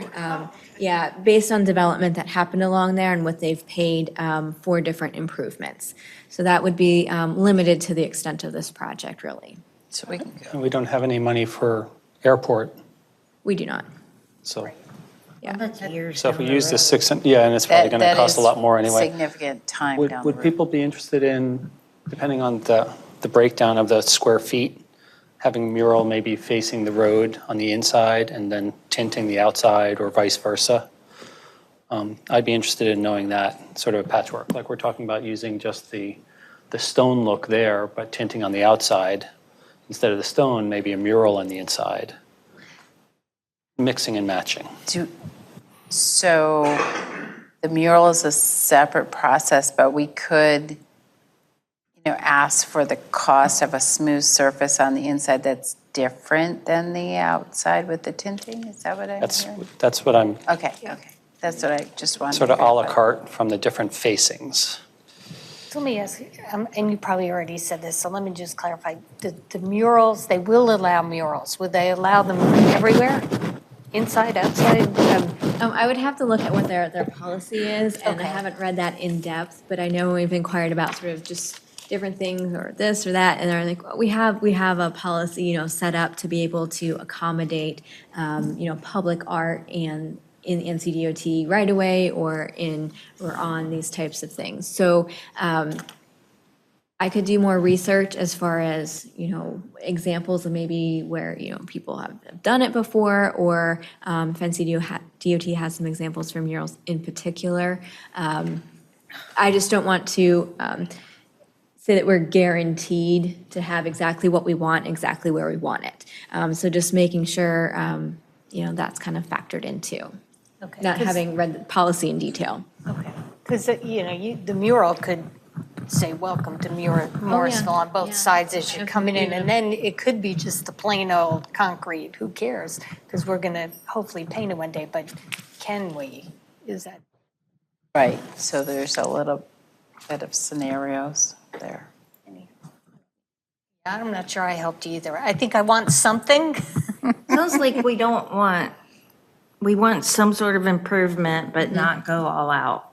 Yeah, I think I can work with some of that. I would ask too, because I'm hearing on the inside, maybe murals or some type of textured surface. Is there a preference for something that's more geometric versus something that is stone, like more of a faux stone kind of look?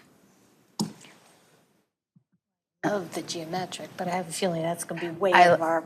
I would like to know the cost of the faux stone in the center versus the smooth, just so we have some understanding and appreciation for that.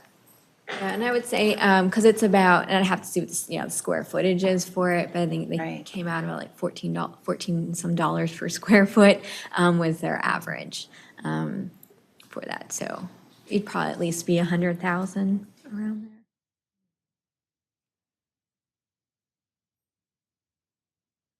All right, so I heard maybe some interest in both the geometric and stone. And a lot of these too, they're, because I do a form for them, whether it is, they're gonna be similar costs. It's just whether or not you're doing something decorative or not doing something decorative.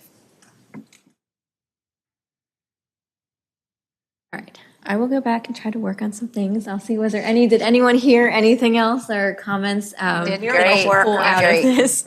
Yeah, it'd be nice to see some non-flat drawings so we could see elevation and kind of more about that flyover, because I assume it's going to be ginormous. Yeah, that was kind of trying to, visualize some of that. Danielle, I've got a request as well regarding murals on the inside. I'd be wanting to understand the safety of having them installed on an active roadway and drivers looking at them, if they have any information on that. Would they really allow it? Yeah. And I think on one side, and the side that's on the railroad tracks is going to be very far over. So like that one, you probably wouldn't, favor as much too. So keeping that in mind. Good point. That's right. But we'll have pedestrians along 54. Yes, we'll have So the, sidewalks on both sides underneath the bridge. on the one side, with the railroad tracks, there'll be more of the 10-foot multi-use path on the east side. And then there wasn't anything on the railroad track side for pedestrians. Nothing at all. Makes sense. Yeah, that is due to the railroad that's over there, because there might have to be, and I don't know in this particular case, a lot of times you'll have to do fencing or different things, depending on where the railroad track is. But that was, on this particular one, NC 54, yeah, that was one of the betterments that was agreed to before, to do a 10-foot multi-use path on just one side. Okay, in that case, I'd be interested in not doing anything mural-ish behind a fence, but the other side, near the sidewalk where we have multi-use people, that would be nice, kind of like under 54 on the railroad on Crabtree Greenway now. Seems like a good place to do something. So that's more à la carte than even before. Yeah, so I just thought of something, because you're right, the one side, we don't know, it'll be on the other side of the railroad tracks. Can you just do betterments on one side? Yeah. Okay, So leave that one smooth, probably. right. That could be a way of keeping costs down. Do Now, it will- nothing on the one side. The one side will one day be the TOD, hopefully. So, I mean, there will be development over there, Yeah, but so you may see, and depending where, the train station is and different things, if you're going by on the train, you might have a closer view of the walls. Well, not to add more complexity, but you could also. But you're look going at things so later. fast that you won't notice. Yeah, so that was just, trying to bring back in that sort of perspective and view there.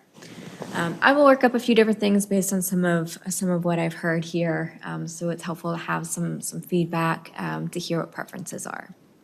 Thank you.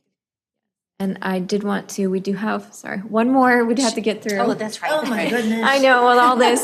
So hopefully Yes. this won't be, I totally forgot. yeah, this hopefully will make this one a bit shorter. What I wanted to bring up as a part of the McCrimmon widening project, and there's the changes on Davis Drive, the project actually extends up to the intersection of Parkside Valley Drive and Davis Drive. I'll go over on the next slide some of the improvements that NCDOT is proposing, but what I wanted to talk about and why this came to my attention is the new middle school, so the Parkside Middle School will be built just outside of the town boundaries, and likely the intersection at Parkside Valley Drive and Davis Drive will be more of a key location for students that are crossing from the east side over to the west side. The proposed pedestrian entrance to the school is somewhere in this location off of Davis Drive. There was, trying to figure out where the best location would be, but to have students walk all the way up around here to Little Drive and then come in didn't seem as feasible. So that's where the pedestrian entrance is being proposed for the school. It's the existing conditions. There are 2 high visibility crosswalks. About a year ago, the town did install this one on Davis Drive, including a pedestrian activated signal to help people get across Davis Drive. In terms of what improvements are going to be made here as part of the NCDOT project, the other 2 legs of the road will have high visibility crosswalks added, and then the sidewalk connectivity on the I guess that would be more on the east side of Davis, although these are turned around a little bit, filling in some of that gaps. So these are very minimal improvements. It's the end of the project, end of the, in terms of the project area for the McCrimmon widening. So one of the things, knowing that the middle school was going to be, opening there in a few years, and the pedestrian activity, was asking NCDOT, are there other opportunities that we could do some more pedestrian enhancements at this location? They would be a betterment to the town. There are some suggestions that were mentioned that we could explore further. And this is really just a kind of a general graphical image just to help, make some points about different things. One of them is, extending a monolith concrete island with a pedestrian refuge in the middle to help with some of the crossings, some of the visibility, looking at the angling of the ramps as well as the pedestrian interval, the signals, and giving some lead time on those, whether it's no right turns on red and different things. These are different options that can be investigated further for this intersection. And what I'm looking for feedback on is, is this something that we want to continue to pursue further, to explore if these types of options would be feasible at this location? What would those costs be? Or, NCDOT is installing the complete high visibility crosswalks to all of the, all the quadrants there. If that is, kind of enough, or if we want to do a little bit more. So really, it's just looking for that direction to continue having those conversations, to look into more options, and that this would be a betterment to the town, anything beyond what was shown on their plan. So I'm on this intersection every day, and I will tell you that there is no way that the way that it is right now, that you want kids anywhere near it. So honestly, any betterments that we could make to that intersection in preparation for there being, like, I can't even think about letting my kids cross that road. I don't care what you do to it, frankly, but I mean, I think we should do everything on this list, and if there's anything else we can do, I think we should do that. Explain some of the, what some of this stuff means? Yeah, and so the first one, this was, I ran through them very quickly. There is a very small like concrete island that is in there, but making sure that it extends really to the intersection. You're creating that pedestrian refuge island for that creates just that opportunity. Hopefully, that the signals are long enough to get across, but it just puts you out in front of the vehicles, makes more presence there, and just makes it safer overall. The next one with the curb ramps that orient the users to the crosswalk, that is where you have, sometimes you'll come to a crosswalk and there's one ramp, and it just sort of dumps you out, and then you can go this way or you can go, the other way. And so this is two separate ramps, so it focuses the pedestrian on the best way to cross. The other one is looking at the turn radii. So if a car is making a turn, how wide is that? Can it be a little bit narrower? That might focus in the driver from just like kind of flying around the corner and paying attention to pedestrians a bit more. The next one is what they'll do whenever you have the pedestrian signals. Sometimes they will start the crossing symbol before the light on the other cross-street turns. So it gives them a little bit of chance to get out into the crosswalk. They're visible to the driver before there's a light that turns. So it just gives more preference to the pedestrian.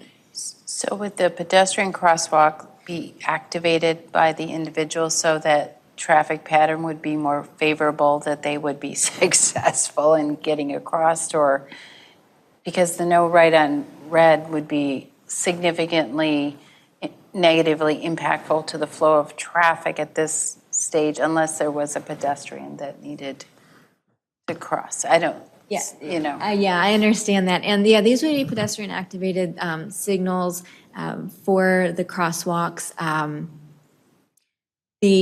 What came back as sort of different options to look at was, and in this case, maybe a no turn on red might not be appropriate, or maybe it's during certain times of day or something like that. Or different ways the pedestrian signal works or something.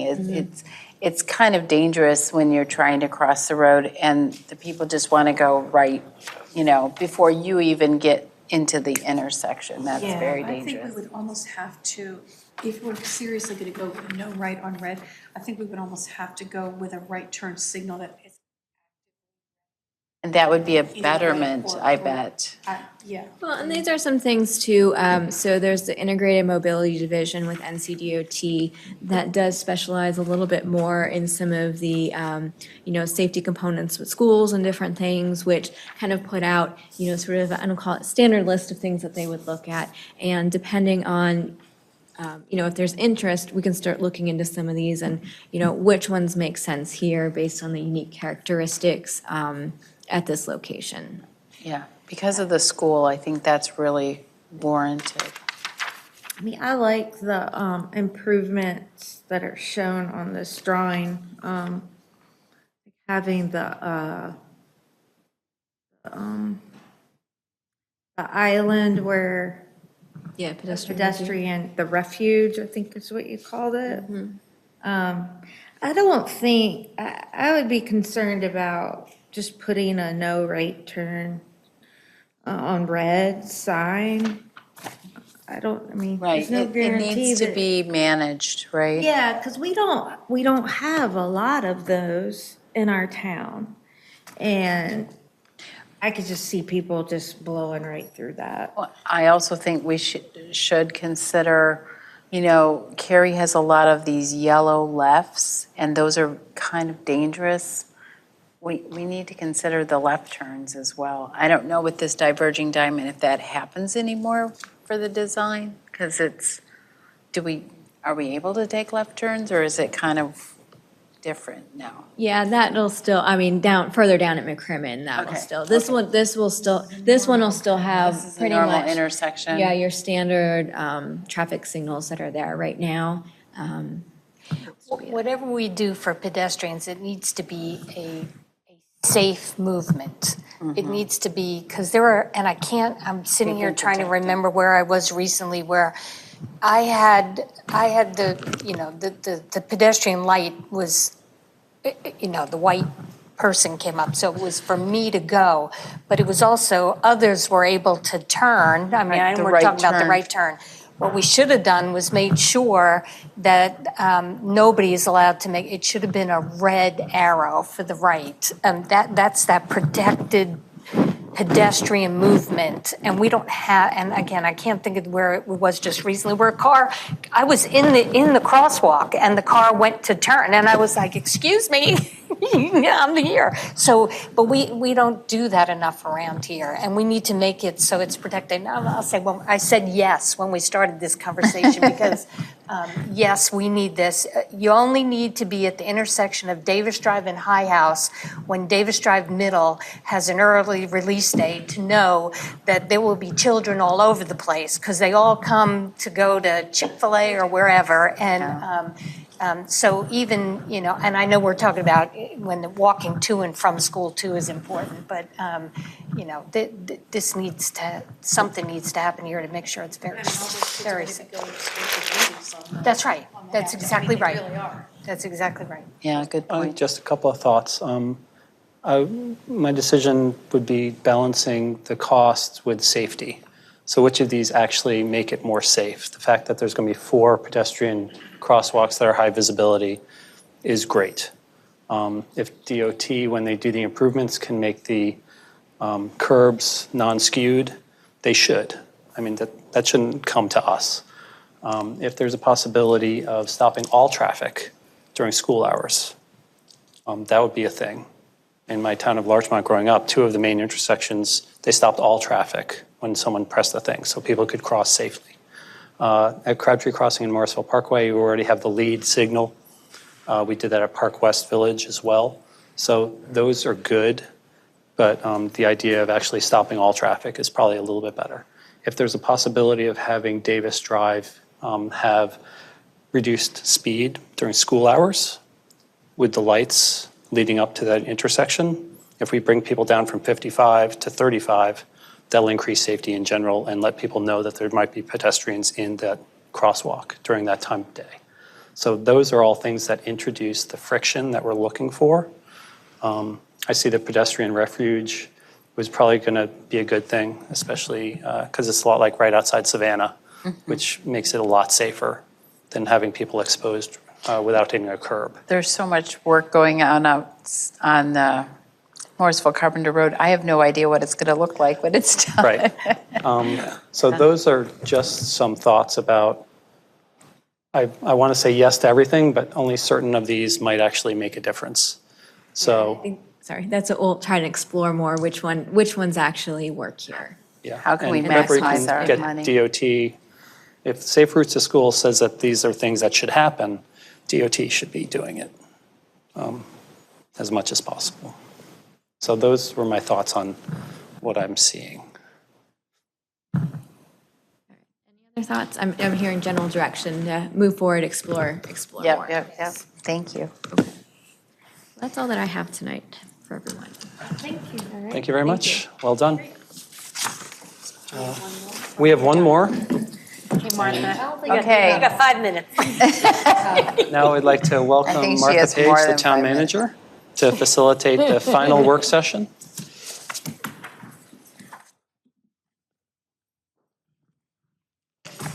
Love is about to say no. Thank you. I'm not sure that's going to hold. Thank you. Night, Coop. While you're passing that out. Did you already check your mailbox too? Okay, get it.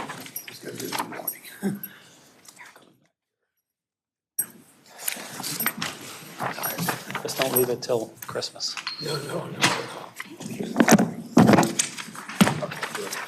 Thank you, Martha.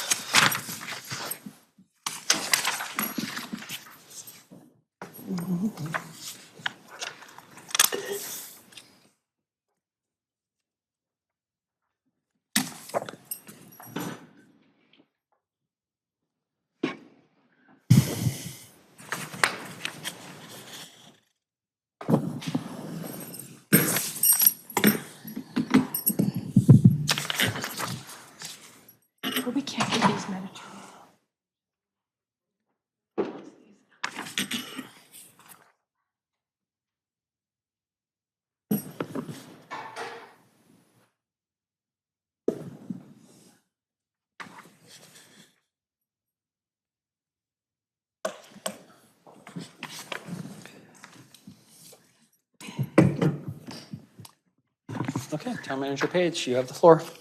Thank you. So this is a town retreat planning. The more guidance you give us now, the better prepared we're going to be, especially going into a holiday to get ready for your retreat. Council did have a unanimous preference for the January date, which has already been included in the calendar that you approved earlier this evening. The Thursday work session will be devoted to the department presentations to kick off information about where we're at and what the departments are looking at as they start putting their budgets together. And it's really your first high-level budget preview. And again, everything is sort of driven to the feedback we got from you about the budget process at the end of last year. And again, just a reminder that we have a meeting on Tuesday of that week as well. When we asked council about the travel time preference for an out-of-town retreat, it was really a 2 to 3 hours maximum.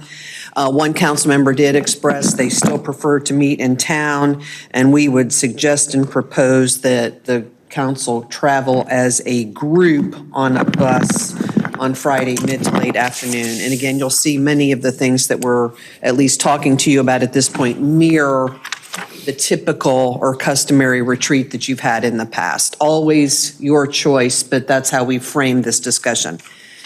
When we asked council members individually for potential locations out of town, this is the list we were given. We came back to you and asked for 3 top priorities. And so the ones in bold are the ones that got the most comments or reference yes from council members, and that we have evaluated and explored to bring you more information for. Next page. Other things that were given on that last thing of information is a desire to focus on the interest related to vision and new ideas. There was mixed messaging about interest in team building activities, discussion of council working relationships and guidelines.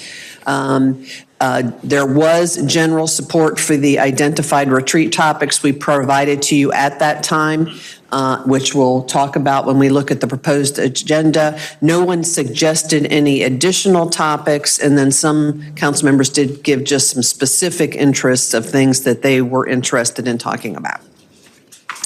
So looking at the 3 retreat locations, I'm going to go over the 3 and try to provide as much of the same information as possible. Chapel Hill was the first one. It's the closest, 15 miles away. We've worked with people in Chapel Hill to identify potential meeting locations.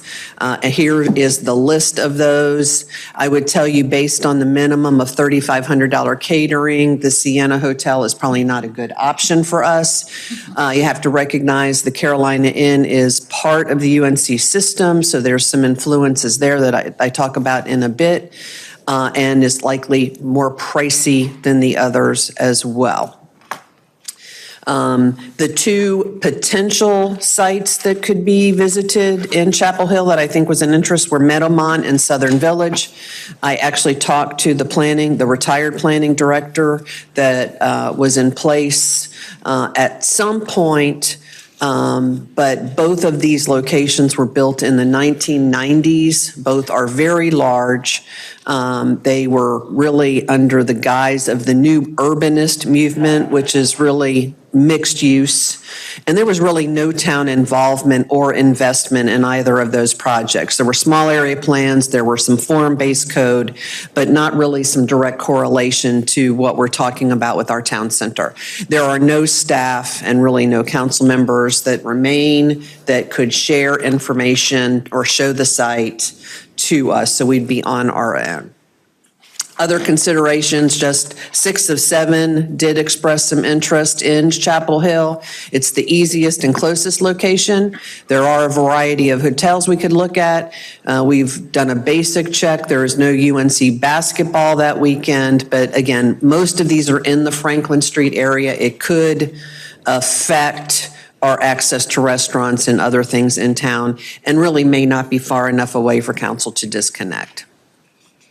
Huntersville is the next location. It's the furthest at 160 miles.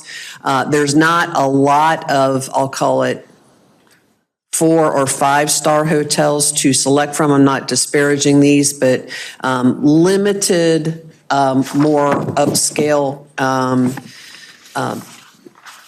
options in this area. There are others in the surrounding area, but again, more of this type of product than the higher level hotels that are really in the Charlotte area. The option to visit there was referenced as Birkdale Village. Again, it was built in the late 1990s, very similar to Chapel Hill. It was part of that new urbanist movement, no town involvement or investment. It has been modified since it was built, and it is currently in major flux and redevelopment with convention centers and high-rise hotels, et cetera. Huntersville is dealing with the impact of those discussions in their community, so probably a little bit divisive for their community. And again, there is no staff there to remain or show us that site. Other considerations, it is the furthest location, and traffic considerations while we're there and getting to there were mentioned to be multiple times. Just traffic in that area, and as I mentioned, only the mid-level hotel accommodations available. And then the third option is Wilmington, 145 miles. Several of you were in Wilmington this year for the League Conference, so there are several upper scale hotels and the mid-level in the downtown area. There are also others. The Embassy Suites and Hotel Ballast both have meeting rooms on site. It is the downtown area, and that would, I think, likely be where the interest in council might have if they wanted to look at a site in downtown area. There is lots of significant involvement and investment by the city of Wilmington in that area. They play a major role, but it is not the same scale or type of development as the town of Morrisville. City staff could potentially be available if we were interested in seeing some things. The mayor is not available, who would have had the most amount of information to share with us. 4 of 6 of you listed Wilmington as an option. It is an easier drive than Huntersville for really somewhat the same distance. Town staff, town council have familiarity with this location. It's got the best hotel options. There is a good selection of restaurants for meals there. And it will be difficult to incorporate a site visit unless we eliminate something on our agenda or extend the stay. I'm going to go into the proposed retreat schedule, which I've provided to you. Again, it should look relatively familiar. It is a mid-Friday travel check-in to the hotel with a dinner, a full day on Saturday and a half a day on Sunday, and return travel with some regular breaks in between sessions and planned non-working breakfast, lunches, and dinners. For discussion, as we talk through this, is how you could potentially use your time on the bus, and if you want to discuss scheduling a walking tour or site visit. The retreat agenda was structured to allow the town council to conduct their budget brainstorming first, and we see that as a free-flow discussion with minimal staff involvement for you to vision, idea, express those things that you would be looking for in a budget or a budget process. We've put CIP on here. We do think we may be short on time. Land acquisition is one of the topics that could be incorporated into that part of the discussion. We have included a town center discussion. It's really an update, so it could be deferred if time was needed for other topics, overflow, or if you wanted to reorient some of the agenda for a site visit. I mentioned it's not included on a draft agenda right now. Council could conduct informal discussion, talk about some of those things on the bus if they chose to, or just not do anything on the bus. The proposed economic development discussion that you see is sort of planned for on the bus on a return trip. That would just be really me trying to pick your brains to gather some information for continued economic development discussion. And then affordable housing is one of the other things we talked to council that might be a good town council retreat. And for a variety of reasons, it won't be ready. We don't have time, so we're proposing that that would be at your March 2 work session. That's really your February work session right after your February meeting, and we would still be able to incorporate that into further budget discussions. This is who we propose would attend the retreat.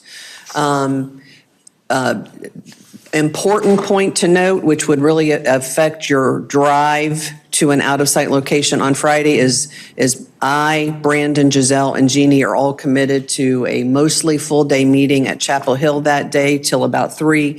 So it is likely we will not be on the group travel. It would be Aaron, Eric, Michael, or some combination of those. And then I do have a recommendation of Wilmington as I think meeting most of your needs. Chapel Hill is probably your next best second option, depending on, again, your continued discussion tonight. We do suggest not devoting time to a visit or tour. You are well enough into your town center that I don't know if you consider that valuable. An option that one of my staff members provided is if you were interested in going to Wilmington and were interested in hearing or learning something, we could maybe do that on a walk to a dinner type of thing. Weather dependent, of course, but that could be potentially something that could be incorporated in an end of a day and not affect your retreat schedule. We don't recommend lengthening the agenda. We don't recommend scheduling working lunches or dinners. We could explore a Saturday evening entertainment activity if that is something council is interested in. It's a long day. It'll have been a long week. Most may just want to go back to their hotel room and go to sleep, but it is something we've always offered in the past. Here's what I'm looking for. A consensus on a retreat location. We have not secured anything yet, so the sooner we can do that, the available. If you are ready to provide consensus on the framework and content of the agenda, that's great. You don't have to do that tonight, but that would be great just for us being prepared. And then any discussion you want to have about how you might use your time for traveling together. Determine how you want to handle team building, working relationships, meeting rule guideline discussions, and any other retreat guidance and feedback you are willing to give us. Martha, I don't think I'm clear on what's the advantage actually of going to Wilmington? Like, what are we gonna? That was exactly what I was thinking. See there or do there that we couldn't do in That's sort of the discussion that you have in front of you. Out of town was not, as it originally worked, related to seeing something as much as being out of town to concentrate, focus, and devote. The out-of-town visits we've scheduled the last several times have included that component of the agenda. Okay. Because I was gonna say, couldn't we just go to Chapel Hill and drive there in the morning, but that, you're saying that defeats the purpose. We wanna be- Again, this is council's driven. When we asked the question, because we had one planned for last year, if you recall, we were not comfortable enough coming out of COVID at that time. We did not do that. So early on in this process, we said, what do you want to do? And council wanted to go out of town. You are certainly able to change your minds on that or not go as far. One thing, I do think we should defer the town center discussion if it's. I agree. Yeah, if it's an update and we have it for an hour, I think. I agree. Yeah, that is easy to do.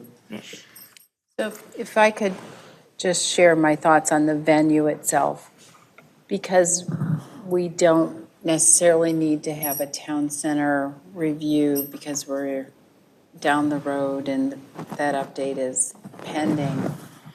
I don't see an advantage to driving all the way to Wilmington on a 2-hour bus to sit in a hotel room and not do a tour of Wilmington. I was there earlier this year with NCLM. It's a lovely area. But if we're just going to be together off-site doing things, I'd rather take advantage of the fact that Chapel Hill is a different vibe, but we might be able to do more networking or take an advantage of that extra time we're not in a bus and do maybe another session or something. It's just, I think it ends at 3 and then we're going to be on the bus again another 2 hours. There's so many topics we want to talk about. If we were closer, we might be able to get more work done. So I agree with that. I'm going to be brutally honest. I don't think Chapel Hill is far enough away. I think it's still too close to accomplish the let's go away and really be away. I'm worried about that. So, and I hate to say this, but when I go back to the list again, Greensboro is an hour away. I think an hour is far enough away where it's away, where you're not going to race home for something, and yet it saves time. So I'm okay with Wilmington too, but it is an extra hour. Right. And I don't know. I think Greensboro is a great idea, by the way. Sorry. So we did a Greensboro retreat years ago, many years ago, and I want to say we stayed at the Grandover, thank you. The Grandover has been taken over by Wyndham. I assume it would still be available. It's probably your best, unless you want to go to somewhere near the Curry Center. And I've stayed there too for league conferences. That's very nice too. We haven't done any preliminary checking. Yeah, you could have some of the same potential traffic things getting through the 40 corridor, but it is an hour and a half, hour, 15 minutes. The Grandover is the more, I'll call it secluded. It's separated from downtown Greensboro. Curry Center is central Greensboro. Again, happy to check that. We went with, Greensboro received no option votes, but it doesn't mean we can't revisit that. I guess, go ahead, sorry. Well, no, go ahead.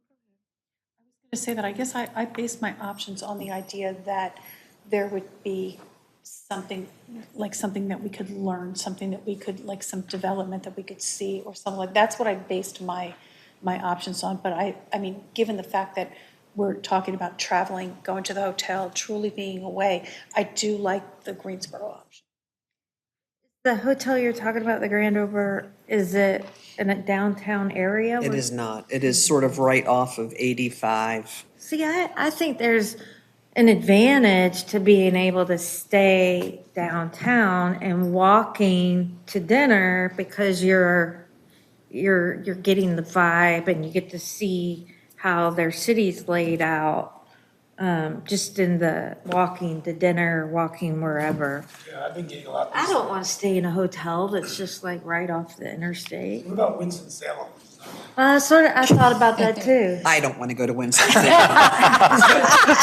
Might be some town manager privilege. Get away from it. So. It's for me a celebration. So. I love that. I'll never forget, I was in that room and I saw that name and I said, Winston. I'm like, yes. The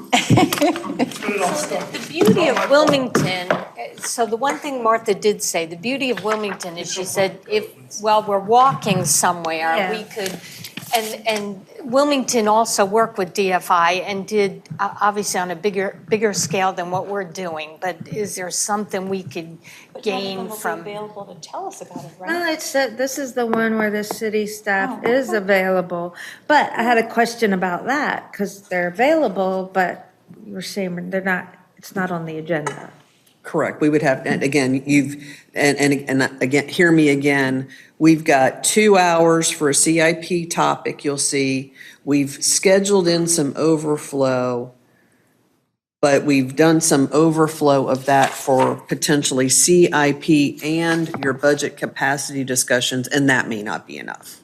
Another thing is like the last time, I found that the last time that we took the tour, when we went on the last retreat, I didn't think that frankly, talking to the council members, I can't even actually remember where we went, but I did not find talking to those council members particularly helpful. That was probably Concord, I think. it was Concord. Kannapolis, like, was 2 years earlier. That was fun. And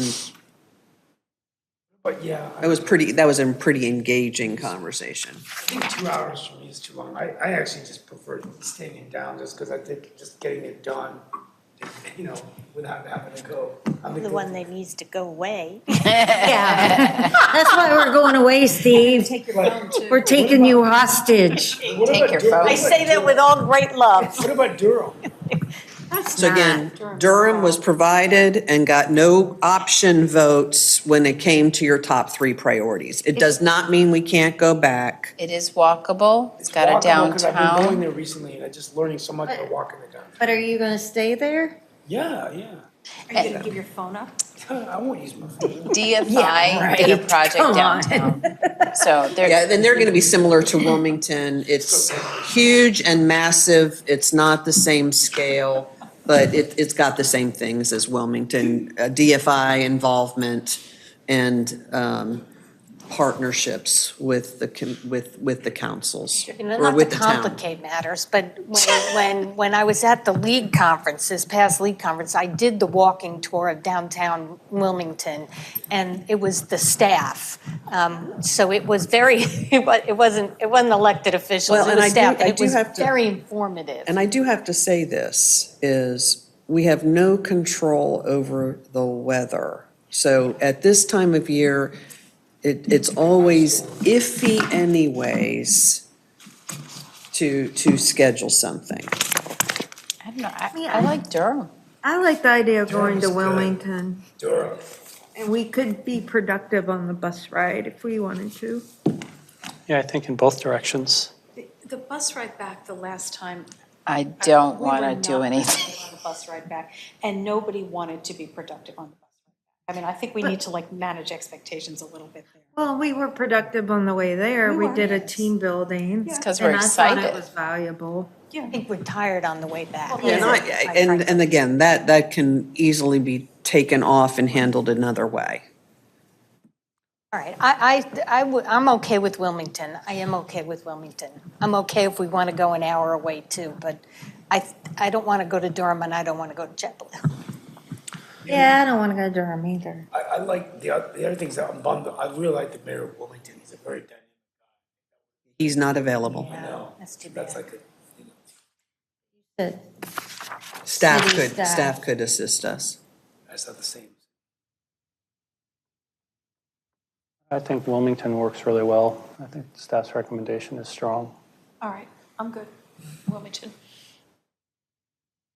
I'm not a fan, but I will attend the retreat wherever you guys want to go.